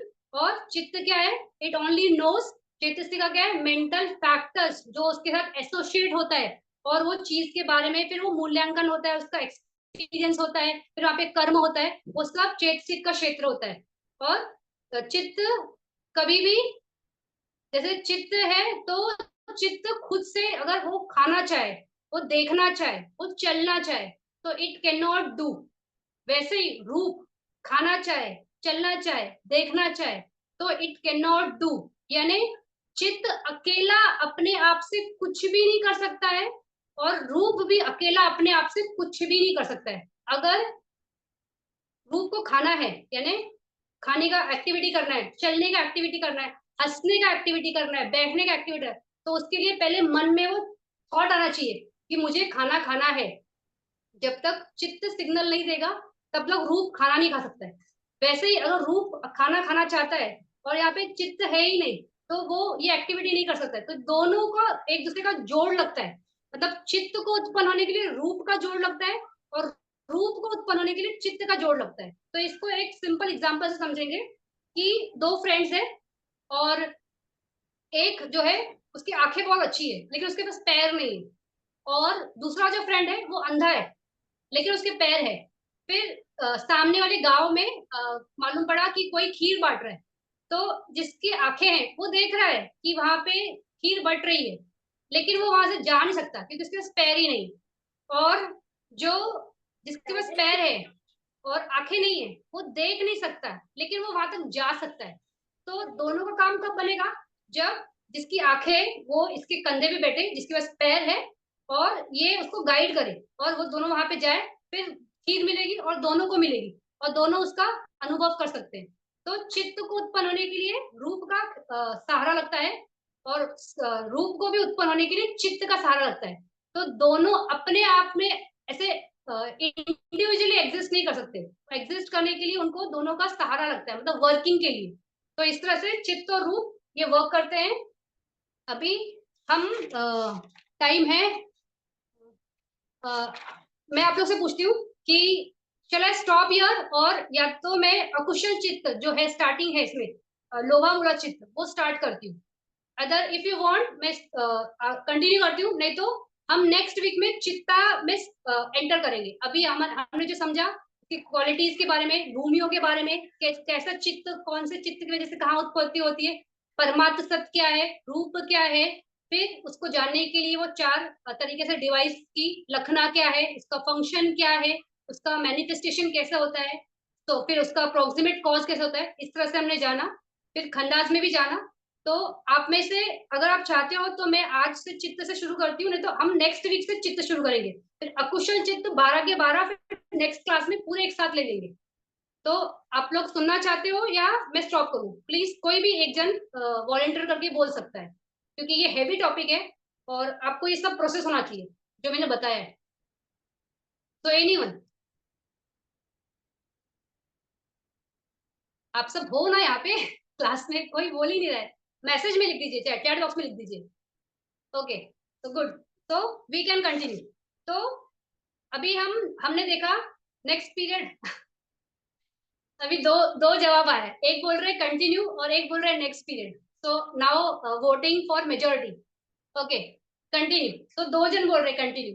तो जिन्होंने बोला कि नेक्स्ट पीरियड, मैं ज्यादा नहीं, मैं सिर्फ लोभा मूला चित्त लूंगी यहाँ पे, बाकी चित्त नहीं लूंगी। तो we will start with the sense pair chitta, kamavacara चित्त। तो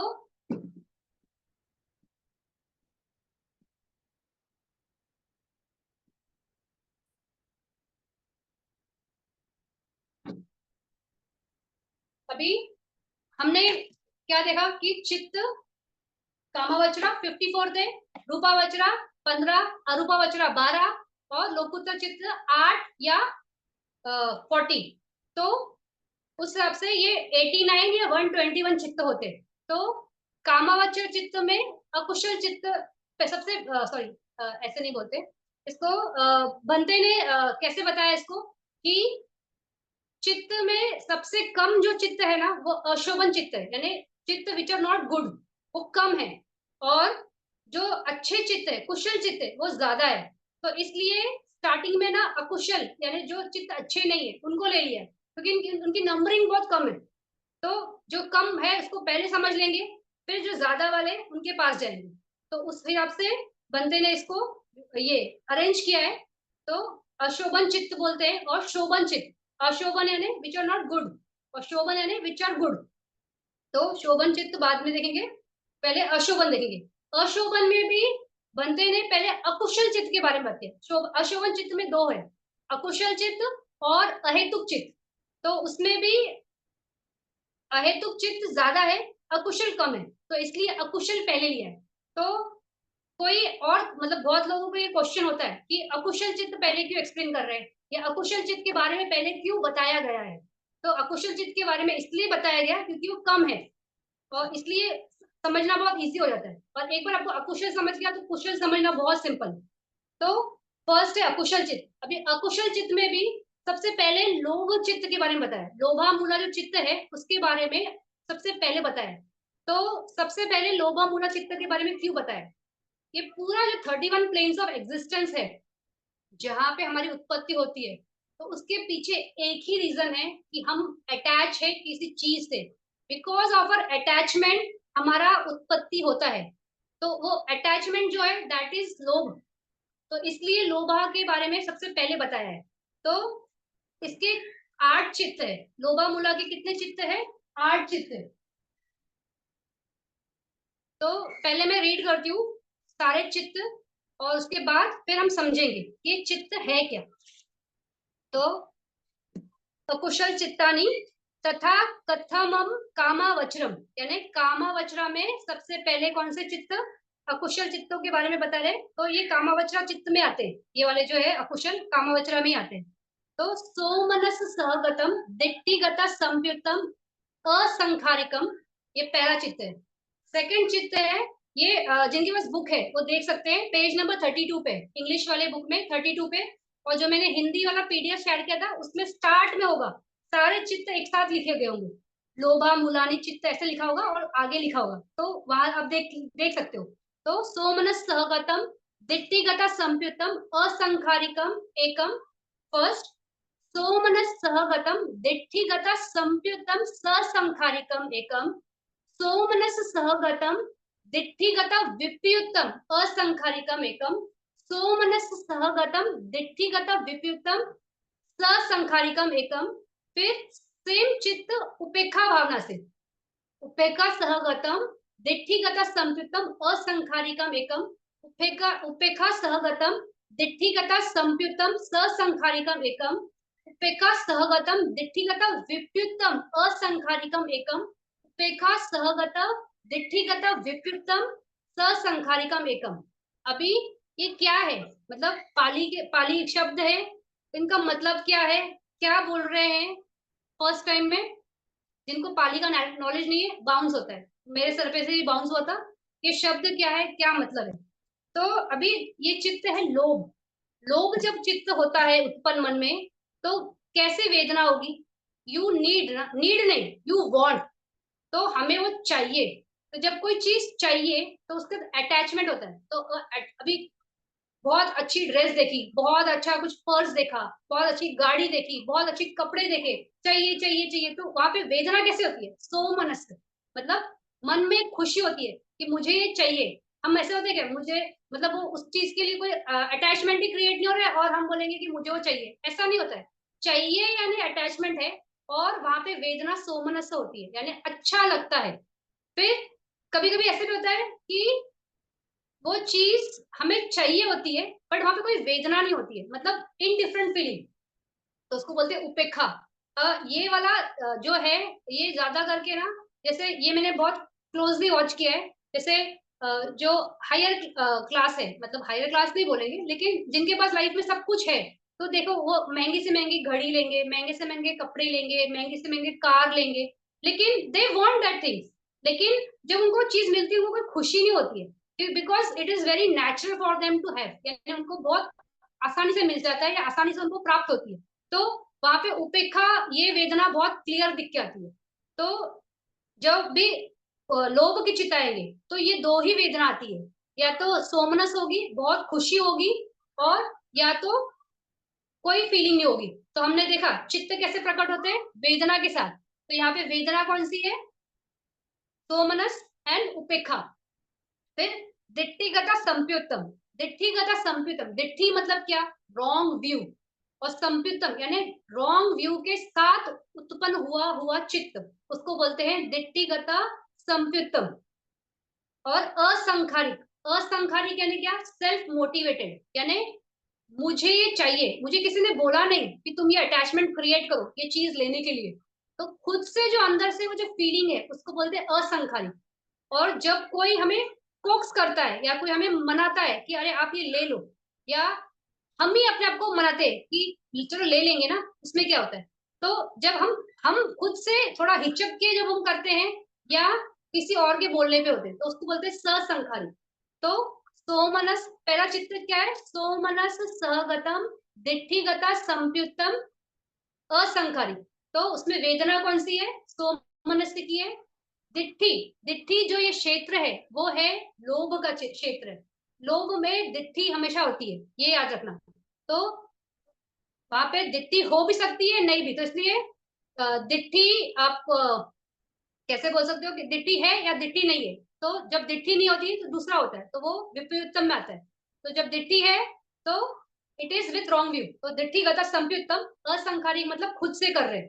अभी जैसे एग्जाम्पल के लिए, क्लास में किसी बच्चे ने बहुत अच्छा कोई पेन लाया, और किसी दूसरे बच्चे ने उसे देखा और उसको वो चाहिए, यानी उसका वो लोभ क्रिएट हुआ, और वो ये सोच रहा है कि ये पेन मेरे पास भी हो।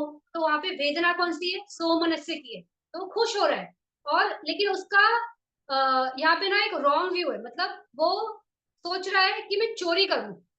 तो वो जानता है कि चोरी करना गलत है, तो रॉन्ग व्यू है, और वो जानता है कि चोरी करना गलत है, फिर भी वो चोरी करके वो लेता है। और खुद से उसने सोचा ये सब चीजें कि मैं एक ले लेता हूँ, भले चोरी की ही है लेकिन मेरे पास होगी ना।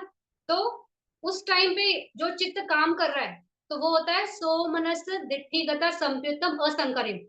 तो उसको किसी ने बोला नहीं चोरी करने को, वो खुद भी जानता है चोरी करना गलत है, लेकिन वो गलत होने के बावजूद उसने वो चोरी कर ली, तो ये चित्त है। फिर जैसे अभी यही एग्जांपल, वही लड़का ये करना चाहता है, लेकिन वो सोच रहा है करूँ कि नहीं करूँ, या थोड़ा सा डर रहा है। तो उसका कोई फ्रेंड है, उसको बोलता है गलत नहीं है, कर ले, तुझे चाहिए था ना, ले ले। तो किसी के बोलने पे उसने वो कार्य कर दिया, तो वहां पे आ जाएगा सो मन सगतम दिट्टिगत संपितम ससंखारिकम। फिर तीसरा चित्त है सोमनस सगतम दिट्ठिगत विपरीतम असंखारिकम। तो यहाँ पे दिट्ठी यानी रॉन्ग व्यू नहीं है, यानी हम जानते हैं कि गलत क्या है सही क्या है, हमें मालूम है, तो वी नो। तो रॉन्ग व्यू का क्षेत्र नहीं है, वहां पे समझ है, लेकिन मतलब वो चीज नहीं है, फिर भी हम करते। जैसे मूवी देखने का बहुत लोगों को शौक रहता है, या शॉपिंग करने का बहुत शौक होता है, या बहुत सारे गाने सुनने का शौक होता है। तो वो जानते हैं कि बहुत सारा पिक्चर देखना, बहुत सारे गाने सुनना, बहुत सारी शॉपिंग करना, ये लोभ का क्षेत्र है, कि मन को है कि चाहिए चाहिए चाहिए, और चाहिए जो होता है उसका कहीं भी अंत नहीं होता है। तो लोभ का क्षेत्र है, अटैचमेंट का क्षेत्र है, वो ये जानते हैं, लेकिन फिर भी वो करते हैं। तो वहां पे खुद करते हैं तो असंखारिक होगा, किसी के बोलने पे करते हैं तो ससंखारिक होगा। तो जब ये दिट्ठी नहीं होती है, इसमें बोलते हैं दिट्ठिगता विपरीतम, उसे बोलते हैं मान। तो मान यानी कंसीट, यानी खुद के बारे में ना एक बहुत सुपीरियरिटी कॉम्प्लेक्स होता है, उसको बोलते हैं विपरीतम चित्त। तो दिट्ठी वाला है ना रॉन्ग व्यू वाला चित्त होता है, और जो मान यानी जो खुद का एक सुपीरियरिटी कॉम्प्लेक्स होता है, वो वाला होता है मान चित्त। तो ये दो जो चित्त है, ये जो ये एक्चुअली चेतसिक है, ये चेतसिक जो लोभ के साथ जुड़ के आते हैं, तो ऐसा चित्त निर्माण होता है। तो 8 चित्त है, सोमनस के 4, उपेक्षा के 4।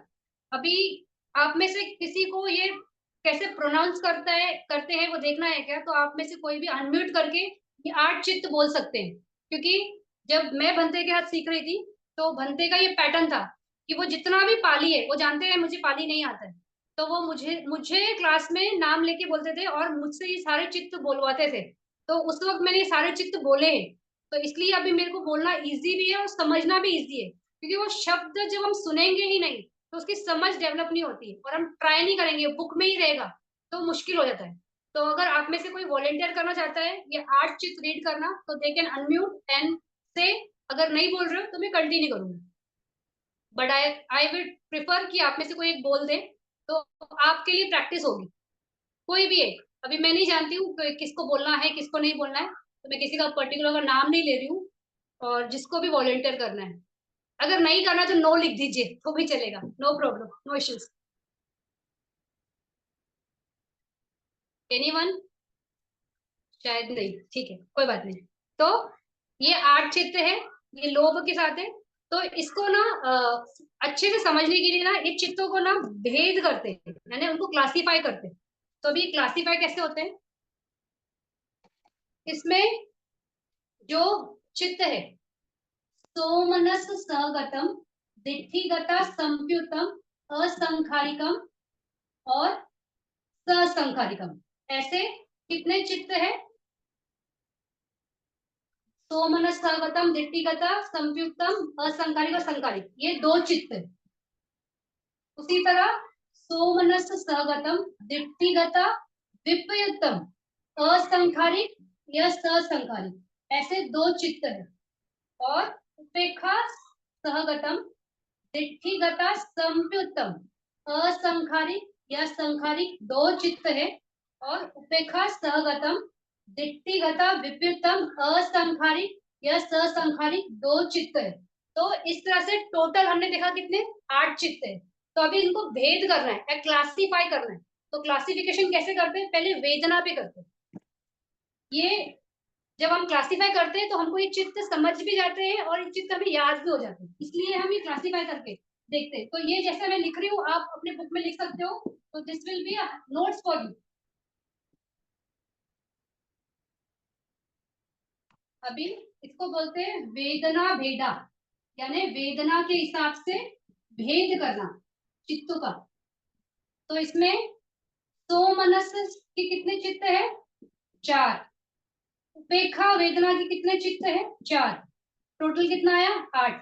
हमारे लोभ के चित्त कितने? 8। तो वेदना भेदा से हमारा आंसर करेक्ट है। जितना आपका चित्त होगा ना, जब हम क्लासीफाई करेंगे तो तब भी आपको टोटल उतना ही आना चाहिए। तो इसका मतलब आपका क्लासिफिकेशन राइट है।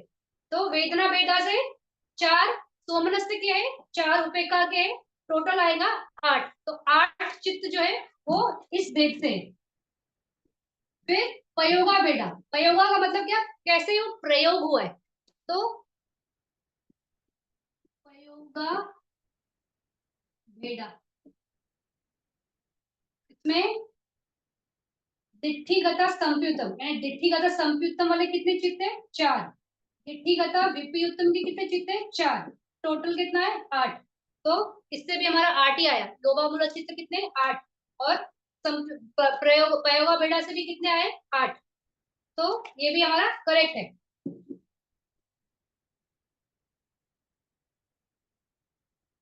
फिर है संखारिक या असंखारिक। तो संखारा बेड़ा बोलते हैं उसको, संखारा बेड़ा। तो असंखारिक के कितने हैं, 4। ससंखारिक के कितने हैं, 4। तो कितने हो गए, 8। तो इससे भी हमें समझ में आया कि हमारे क्लासिफिकेशन राइट है। अभी जब हम दिट्ठी का बात कर रहे थे तो वहां पे थोड़ा सा मेरा मिस हो गया। दिट्ठी कितने टाइप्स की होती है। तो दिट्ठी के भी टाइप्स है, और ये बहुत लोग कवर नहीं करते हैं, लेकिन मैं कवर कर रही हूँ, मुझे लग रहा है शायद करना चाहिए। तो रॉन्ग व्यू, अभी जो पूरा खेल है या जो पूरी मिसअंडरस्टैंडिंग है कोई भी चीज में समझने में, वो बिकॉज ऑफ दिस दिट्ठी है। जब तक आपका व्यू रॉन्ग है तब तक आप रियलिटी क्या है वो समझ नहीं पाओगे, और जब तक रियलिटी आपको समझ में नहीं आती है आप उसका अनुभव करने के लिए प्रयास भी नहीं करोगे। तो इसलिए दिट्ठी को जानना बहुत जरूरी है। तो 3 टाइप की दिट्ठी होती है, तो ये आप लिख सकते हो।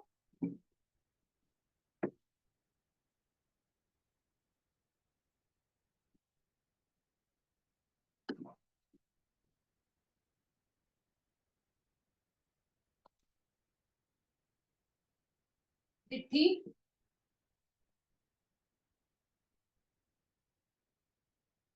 अहे तुका दिट्ठी, पहली दिट्ठी है अहेतुका।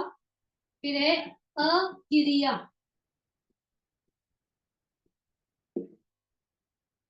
अहेतुका, अकिरिया, और न अधिका। अभी तीनों क्या है, अहेतुका दिट्ठी। ये ऐसा समझता है कि जो भी चीज घटता है, यानी जो भी चीज एग्जिस्ट करता है उसका कोई रीजन नहीं है, यानी विदाउट कॉज चीजें घटती है। ये ऐसा एक व्यू है। तो ये एक रॉन्ग व्यू है सबसे पहले, क्योंकि भगवान बुद्ध के इसमें ये बहुत क्लियर बताया है कि कोई भी चीज होने के लिए कॉज होता है, उसके बाद ही उसका इफेक्ट आता है। तो कॉज एंड इफेक्ट यही थ्योरी है पूरे 31 प्लेन्स ऑफ एग्जिस्टेंस में। लेकिन जो ये समझते हैं कि जो भी होता है उसका कोई कॉज नहीं है, इन एग्जिस्टेंस की जो चीजें है उसका कोई कॉज नहीं है, तो उसको कहते हैं अहेतुक दिट्ठी। फिर है अक्रिया चित्ती दिट्ठी। इसमें जो सामने वाला है वो ये ऐसे समझता है कि हम जो भी अच्छा करते हैं या बुरा करते हैं उसका कोई रिजल्ट नहीं होता है। भगवान बुद्ध के टाइम पे ऐसे बहुत सारे साधु थे जिनको ये व्यू था। वो बोलते थे कोई भी चीज अच्छी नहीं होती या बुरी नहीं होती है, कर्म कर्म होता है और उसका कोई रिजल्ट भी नहीं होता है। तो इस तरह की एक रॉन्ग मान्यता थी उस टाइम पे, और उसकी वजह से बहुत प्रॉब्लम्स था।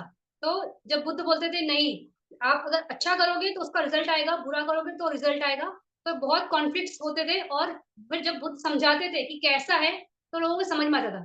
तो वो अक्रिया चित्त दिट्ठी, जिसमें ये मानता है सामने वाला कि कोई भी गुड या बैड चीजों का रिजल्ट नहीं आता है। फिर है न अथिका चित्त दिट्ठी। तो इसमें ये आज भी मेरे ख्याल से कुछ रिलीजन्स में ये मान्यता है कि there is no life after this life, मतलब इस लाइफ में आपकी जब डेथ हो जाएगी उसके बाद आपकी उत्पत्ति कहीं होगी, ऐसा नहीं है। बहुत से जैसे एक सेंटेंस सुनते हैं, लेकिन वो शायद बहुत से हिंदूज जानते हैं कि सेंटेंस गलत है, जैसे बोलते हैं ना 7 जन्म होते हैं। तो ये बहुत लोग जान मानते हैं कि 7 जन्म नहीं होते, लेकिन फिर भी एक बात बोलने के लिए बोलते हैं कि 7 जन्म होते हैं। तो आपकी उत्पत्ति 7 बार होगी। कुछ कुछ धर्मों में ऐसा बोला जाता है कि आपका ये लाइफ लास्ट है, इसके बाद आपकी कहीं भी उत्पत्ति जो होगी और मतलब खत्म। तो this is also a wrong view कि ऐसा होता है। तो ये तीन टाइप का व्यू या तीन टाइप की दिट्ठी है जो गलत है, जो गलत धारणा पे आधारित है। और इसको थोड़ा सा समझ लेंगे तो बेटर। अभी जैसे मैंने स्टार्ट में बीच में बताया था कि जो परमार्थ सत्य है उनको समझने के लिए जो कॉमेंटेटर्स है उन्होंने उसको एक 4 स्टेप का प्रोसेस डिवाइस किया है जिससे हम समझ सकते हैं कि वो कैसा है। उसी तरह लोभ का भी हम प्रोसेस है समझ सकते हैं कि कैसा है, क्योंकि ये जब समझता है ना तो बहुत आसानी से समझता है कि लोभ कैसे उत्पन्न होता है। तो ये हम देखेंगे कि कैसे होता है।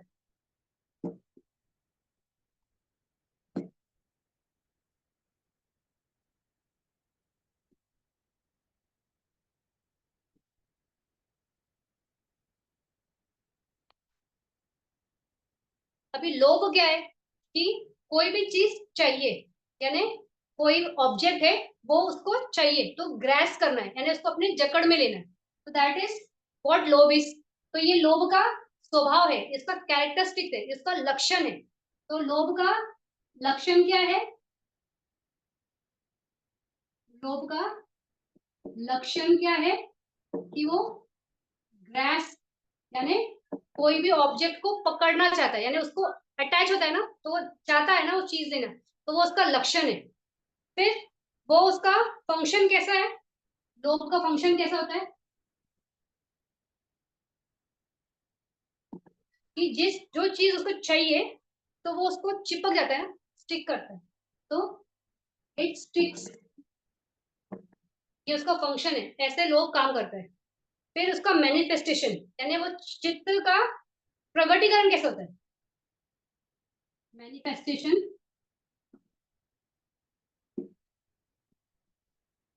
मैनिफेस्टेशन कैसे होता है? उसको वो चाहिए, तो जो चीज चाहिए हम उसको छोड़ते हैं क्या? तो we do not give up. तो उसका मैनिफेस्टेशन कैसा होता है कि उसको छोड़ना नहीं है, डज नॉट गिव अप। ये इसका मैनिफेस्टेशन है। और इसका प्रोक्सिमेट कॉज, यानी उत्पन्न होने के लिए, लोभ उत्पन्न होने के लिए सबसे निकटतम का कॉज क्या होता है कि वो उसको क्यों चाहिए? क्योंकि उसको अच्छा लग रहा है। अच्छा लग रहा है यानी उसको उसमें लग रहा है ना कि प्लेजर है, यानी उसमें अच्छा है, सो मनस है, यानी प्लेजर लगता है। तो प्रोक्सिमेट कॉज क्या है? प्लेजर। तो लोभ का अगर हम समझेंगे तो उसके लक्षण क्या है कि उसको वो चीज, वो कैसे होता है कि वो चीज चाहिए। फिर फंक्शन कैसे करता है कि वो उस चीज के जुड़ना चाहता है, चिपकना चाहता है। मैनिफेस्टेशन कैसा होता है? दूंगा नहीं, ये मुझे चाहिए, लोभ है ना। और उसमें उसको प्लेजर दिखता है, तो ये प्लेजर दिखता है, उसको अच्छा लगता है, इसलिए वो लोभ उत्पन्न होता है। अगर उसमें एवर्जन है यानी नहीं चाहिए तो उसमें प्लेजर हो सकता है क्या? नहीं। तो ये उसका प्रोक्सिमेट कॉज है। तो इस तरह से लोभ चेतसिक का हमने क्या देखा, उसका लक्षण क्या है, उसका फंक्शन क्या है, उसका मैनिफेस्टेशन क्या है और उसका प्रोक्सिमेट कॉज क्या है। इस तरह से समझेंगे तो लोभ को बहुत आसानी से और बहुत अच्छे से समझ सकते हैं कि लोभ उत्पन्न कैसे होता है। कि कोई भी ऑब्जेक्ट आएगा तो वो उस ऑब्जेक्ट को प्रति चिपकाव होता है, उस चाहता है और उसको वो अपने लिए लेना चाहता है और छोड़ना नहीं चाहता है और उसमें वो सुख देखता है। तो इस तरह से लोभ उत्पन्न होता है। तो लोभ चित्त इस तरह से उत्पन्न होता है। तो हमने आज जो 8 कामावचर चित्त कितने थे याद है? 54 लिखा था। 54 चित्त में से ये जो 8 अकुशल में से ये 8 है, अकुशल कंप्लीट नहीं हुए।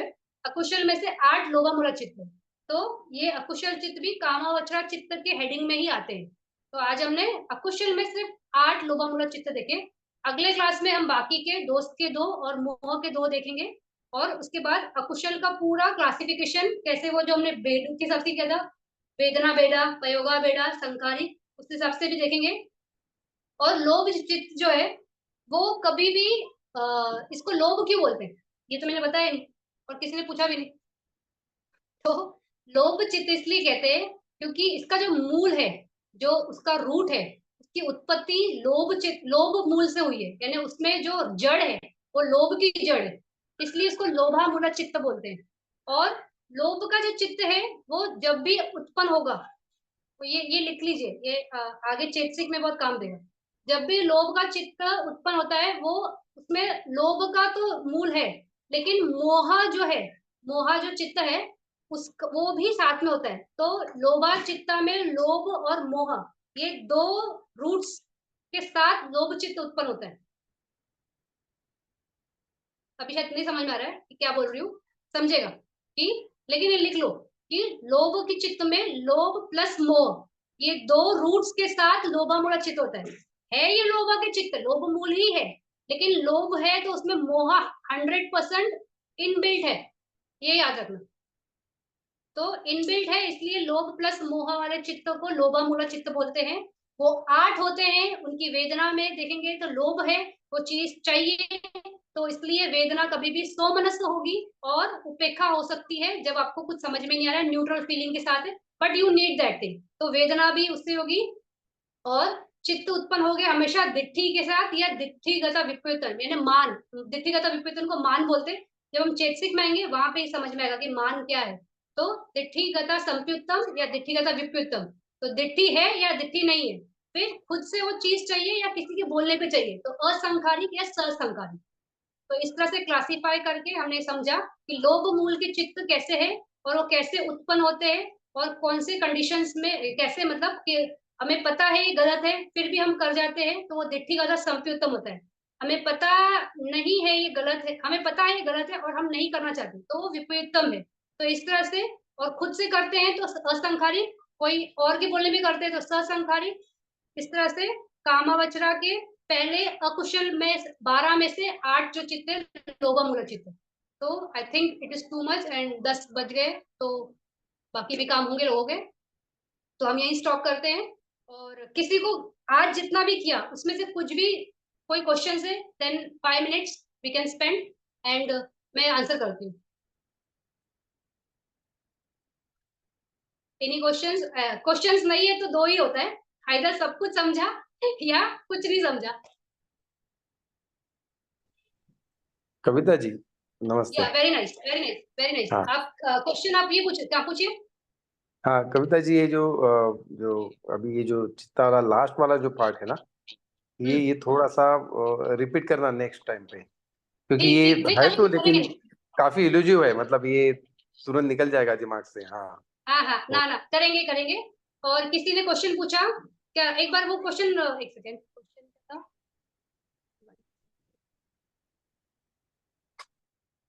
if we want something with right view then whether it will be considered as लोभा चित्ता। तो जब कोई जब भी हम दिट्ठी बोलते हैं ना, तो ये याद रखना कि वो ना अकुशल यानी वो रॉन्ग व्यू ही बोलते हैं। जब सम्मा सम्मा दिट्ठी जो है ना, वो सम्मा दिट्ठी वर्ड ही आएगा, मतलब राइट व्यू ना, वो सम्मा दिट्ठी वर्ड से आएगा, लेकिन सिर्फ दिट्ठी बोला तो वो रॉन्ग व्यू है, और वो रॉन्ग व्यू हुआ तो अकुशल ही होगा। सम्मा दिट्ठी कैन नेवर बी अकुशल, ये याद रखना। सम्मादिट्ठी यानी क्या है? दैट इज प्रज्ञा। प्रज्ञा अकुशल कैसे हो सकती है? तो sammaditthi will always be good, and वो कुशल चित्त में आएगी, अकुशल में नहीं। तो सम्मादिट्ठी से हम ये क्या बोलते हैं, लोभ कर ही नहीं सकते, क्योंकि हमें पता है ना सही क्या है। तो जब हमें पता है कि अटैचमेंट इज सफरिंग, तो हम उस चीज को क्यों करेंगे, हम क्यों दुख के पीछे भागेंगे, हम क्यों सफरिंग के पीछे भागेंगे? We will not. तो sammaditthi can never ever be akusala, and it can be never lobha, और इट कैन बी नेवर दोस्त, और इट कैन बी नेवर मोह। तो ये तीनों ही अकुशल है, लोभ दोष और मोह, बाकी जो है वो सब कुशल है। तो सम्मादिट्ठी इज नेवर अकुशल, सम्मादिट्ठी से लोभ नहीं होता, नॉट पॉसिबल। ठीक है, वेरी नाइस क्वेश्चन। ये एक्चुअली मुझे बताना चाहिए था कि दिट्ठी जब हम बोल रहे हैं तो it is not this, it is wrong, is क्या, एक second, 1 minute, is there any way just to listen again and share with those missed? ये जितने भी सेशंस हो रहे हैं हम रिकॉर्ड कर रहे हैं, लास्ट क्लास भी मैंने रिकॉर्ड किया है but I have not share, तो मैं कर दूंगी। थोड़ा कुछ बाकी है चीजें उसमें, तो मतलब उसमें कुछ एडिटिंग वगैरह नहीं बाकी है, बट आई विल शेयर। तो लास्ट क्लास का भी शेयर करूंगी, ये वाला भी शेयर करूंगी, 1-2 लेक्चर्स के बाद में। तो अभी नेक्स्ट लेक्चर से पहले आपको फर्स्ट लेक्चर की रिकॉर्डिंग आ जाएगी ग्रुप में, और इसकी भी आ जाएगी।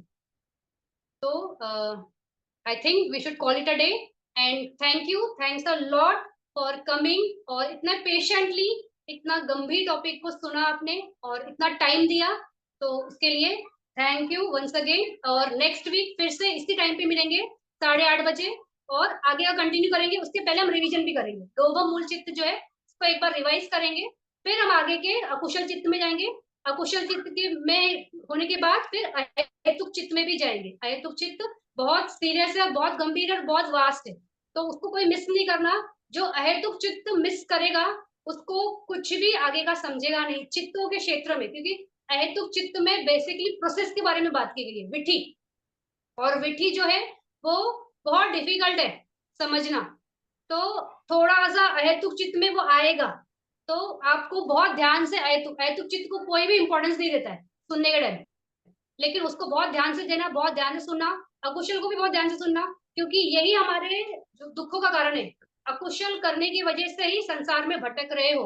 जब तक अकुशल नहीं छूटेगा तब तक संसार से मुक्ति नहीं है। जो स्टेजेस है ना, शोधापति, सगादागामी, अनागामी और अरंत, इसमें अकुशल चित्त ही छटते जाते हैं। कुशल चित्त का छटना है ही नहीं कहीं पे। ये चित्त निकला ये स्टेज है, ये चित्त निकला ये स्टेज है, तो ये चित्त को समझोगे तभी इस पे काम कर पाओगे और बहुत अच्छे से आगे हम प्रोग्रेस कर पाएंगे। एनी क्वेश्चंस वेलकम, अगर किसी का रहता है कोई नहीं पूछ पाया व्हाट्सएप ग्रुप में पूछ सकते हैं, वहां पे मैं आंसर दे दूंगी। और recordings I will share. Last week का जो हमारा first lecture introduction to Abhidhamma, शायद जिन्होंने भी मिस किया, आई विल पुट दैट, आप वहां से देख सकते हो, इसको भी देख सकते हो। Thanks a lot for acknowledging this effort, thanks a lot. अगले हफ्ते फिर मिलते हैं, बाय, टेक केयर, शुभ रात्रि।